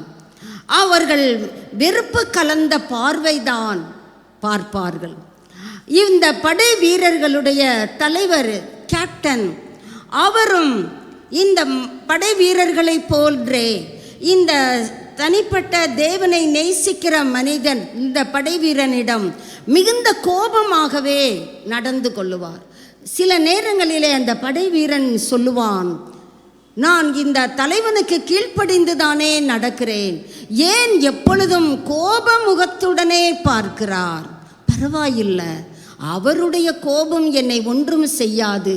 கர்த்தர் என் மேலே கோபப்படாமல் இருப்பதற்கு நான் என்னை பாதுகாத்து கொள்ளுகிறேன். ஒரு நாள் காலை 3 மணி அளவிலே இந்த படைவீரன் வழக்கம் போல ஜெபித்து கொண்டிருக்கிறான். அங்கே மேற்பார்வையிடும்படியாக அந்த கேப்டன் வந்து கொண்டிருக்கிறார். இந்த பூட்ஸ் கால் சத்தம் கேட்டு கூட இந்த படைவீரன் எனக்கு முன்பாக எழுந்து நிற்கவில்லையே, அப்படி என்ன இவன் ஜெபம் என்று தன் பூட்ஸ் காலை கொண்டு அவன் முகத்திலே மிதித்து விட்டான் கேப்டன். இப்பொழுது சுருண்டு தொலைவிலே போய் விழுகிறான். கோப முகத்துடனே, நான் இன்விஜிலேஷன் வரும் பொழுது நீ எனக்கு மரியாதை கொடுக்கல, உன்னுடைய கடவுளுக்கு நீ கொடுக்கிறாயோ, உன் கடவுள் உன்னை பாதுகாப்பாரா? நான் தானே உன்னுடைய கார்டியன். கோபம் மிகுதியிலே கேப்டன் போய்விட்டார். அந்த கோபத்தின் மிகுதியிலே தூங்கியும் விட்டார். தூங்கி எழுந்து பார்க்கிறார் தன்னுடைய பூட்ஸை அணிந்து கொள்ள வேண்டும் என்று. அங்கே அந்த பூட்ஸ் அழகாக பாலிஷ் பண்ணப்பட்டு மிகுந்த பளபளப்புடன் காட்சியளிக்கிறது. சற்று கண்களை திறந்து இன்னுமாக ஆச்சரியத்தோடு பார்க்கிறார். நான் இந்த பூட்ஸ் போடும் பொழுது அழுக்காகத்தான் இருந்தது, எனக்கு நன்கு ஞாபகம் இருக்கிறது. அந்த படை வீரனை கூட அந்த அழுக்கு படிந்த பூட்ஸ் காலோடு தான் நான் மிதித்தேன். ஆனால் இப்பொழுதோ இந்த பூட்ஸ்க்கு எப்படி இருக்கிறது? பளபளப்புடன் பாலிஷ் பண்ணப்பட்டு இருக்கிறதே, இது எப்படி? மற்ற படை வீரர்கள் தோவேக்கு போல தகவல் சொல்லுகிறார்கள். ஐயா, இன்னார் தான் வந்து உங்கள் பாலிஷ் பண்ணி உங்கள் ஷூக்கு அவர் தேய்ச்சிக்கிட்டு இருந்தார். நாங்களாம் சிரிச்சுக்கிட்டு இருந்தோம். மூஞ்சில் எத்து விட்டா அப்புறமும் இவன் பாரு பண்ணுற வேலையை அப்படின்னு நாங்கள் பேசினோம். இதை கேட்ட மாத்திரத்திலே அந்த படை வீரன் அழைக்கப்படுகிறான். நீ செய்தது உண்மையா? ஆமையா, என் இயேசு எனக்காக பிதாவினிடத்திலே பரிந்து பேசி ஜெபிக்கிறார். இதெல்லாம் ஒன்றுமே இல்லைங்க ஐயா, நான் உங்களுக்கு தானே ஐயா பணிவிடை செய்ய இருக்கிறேன். கேப்டனுடைய உள்ளம் சுக்கு நூறாக உடைந்து விட்டது. நான் முகத்திலே மிதித்தேன், பதிலுக்கு இவன் என்னை அலட்சியம் பண்ணாமல், என்னுடைய பூட்ஸுக்கு இவன் பாலிஷ் போட்டதும் அல்லாமல் இவன் சொல்லுகிற வார்த்தை என்னை அசைக்கிறதே. அங்கேயே மண்டியிடுகிறான். உன் தேவன்தான் உண்மையான தேவன், நான் அவரை ஏற்றுக்கொள்ளுகிறேன். இதுதானே தேவன் உங்களிடத்திலும் என்னிடத்திலும் எதிர்பார்க்கிறது. அதுக்காக நீங்கள் போய் எல்லார் பூட்ஸையும் பாலிஷ் பண்ணுங்க நான் சொல்ல வரலை. நாம் எப்படி நம்முடைய அன்பை காண்பிக்கிறோம்? பதிலுக்கு அடித்தாதான் நமக்கு தூக்கம் வரும். நாம் அப்படி ஆட்கள். வீட்டில் போய் கூட யோசிப்போம், இதை சொல்ல மறந்துட்டேன், அதை கேட்க விட்டுட்டேன், ஐயோ சமயம் கிடைக்காம போச்சே, அடுத்த சான்ஸ் வரட்டும் வச்சு செய்கிறேன். லிஸ்ட்டு போட்டு கேட்போம், இதெல்லாம் கேட்டேன், இதெல்லாம் ஐயோ இதை கேட்காம விட்டுட்டேன். அப்புறமும் நமக்கு மனசு அடிச்சுக்கிடும். நாம் எங்கே? அந்த படை வீரன் எங்கே? தலைகளை தாழ்த்துவோம். அதிகமான காரியங்கள் உண்டு. நான் நேரம் குறுகியதாதலால் கர்த்தருக்கு பயப்படுகிற பயத்தை உடையவர்கள்தான் கர்த்தரை நேசிக்க முடியும். Intimacy with Lord. கர்த்தருக்கு பயப்படுகிறவர்களிடத்திலே அவருடைய ரகசியம் இருக்கிறது. நான் எப்படி கர்த்தருக்கு பயப்படுகிறேன்? என்னை நேசிக்கிறவர்களையே நான் நேசிப்பேன் என்றால் அதற்கு பெயர் சிநேகமா? நாம் சத்துருக்களாயிருக்கையில் நமக்காக தம்முடைய ஜீவனையே கொடுத்தாரே, அந்த தெய்வத்திற்கு நாம் என்ன பிரதிபலனாக செய்ய போகிறோம்? ஆண்டவர் எதிர்பார்க்கிறது அநேக குழந்தைகள் பிராணனுக்காக பசி மூர்ச்சித்து போய் கிடக்குது. அந்த பிள்ளைகளுக்காக உன் கைகளை தேவ சமூகத்திலே ஏறெடுப்பதை தானே எதிர்பார்க்கிறேன். நம்முடைய ஜெப வாழ்க்கை எப்படி இருக்கிறது? அழிந்து போகிற ஆத்துமாக்களை குறித்த பாரம் நம்முடைய உள்ளத்திலே உண்டா? இல்லை எனக்கு கிடைச்சா போதும் சுயநலமா? நாம் எப்படிப்பட்ட தேவ பிள்ளையாய் வாழ்ந்து கொண்டிருக்கிறோம்? சுயநலமான பிள்ளைகளாய் காட்சி அளிக்கிறோமா? அல்லது ஆண்டவரே எனக்கு வேற ஒன்றும் உம்மை குறித்து பேச தெரியாது ஆண்டவரே, தனி அறையிலே தேவ பிள்ளை சமூகத்திலே நான் ஆத்துமாக்களுக்காக உம்மிடத்திலே மன்றாடுகிறேன் ஆண்டவரே.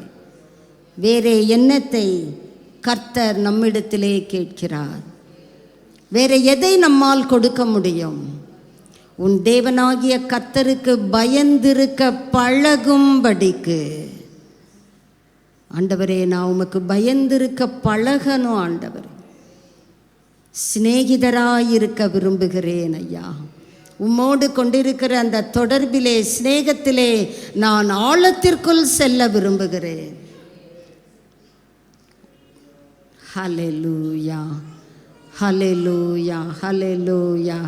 கர்த்தரை ஸ்தோத்தரிப்போமே. அவருடைய மனக்குமுறலை நாம் கேட்டோம் தானே.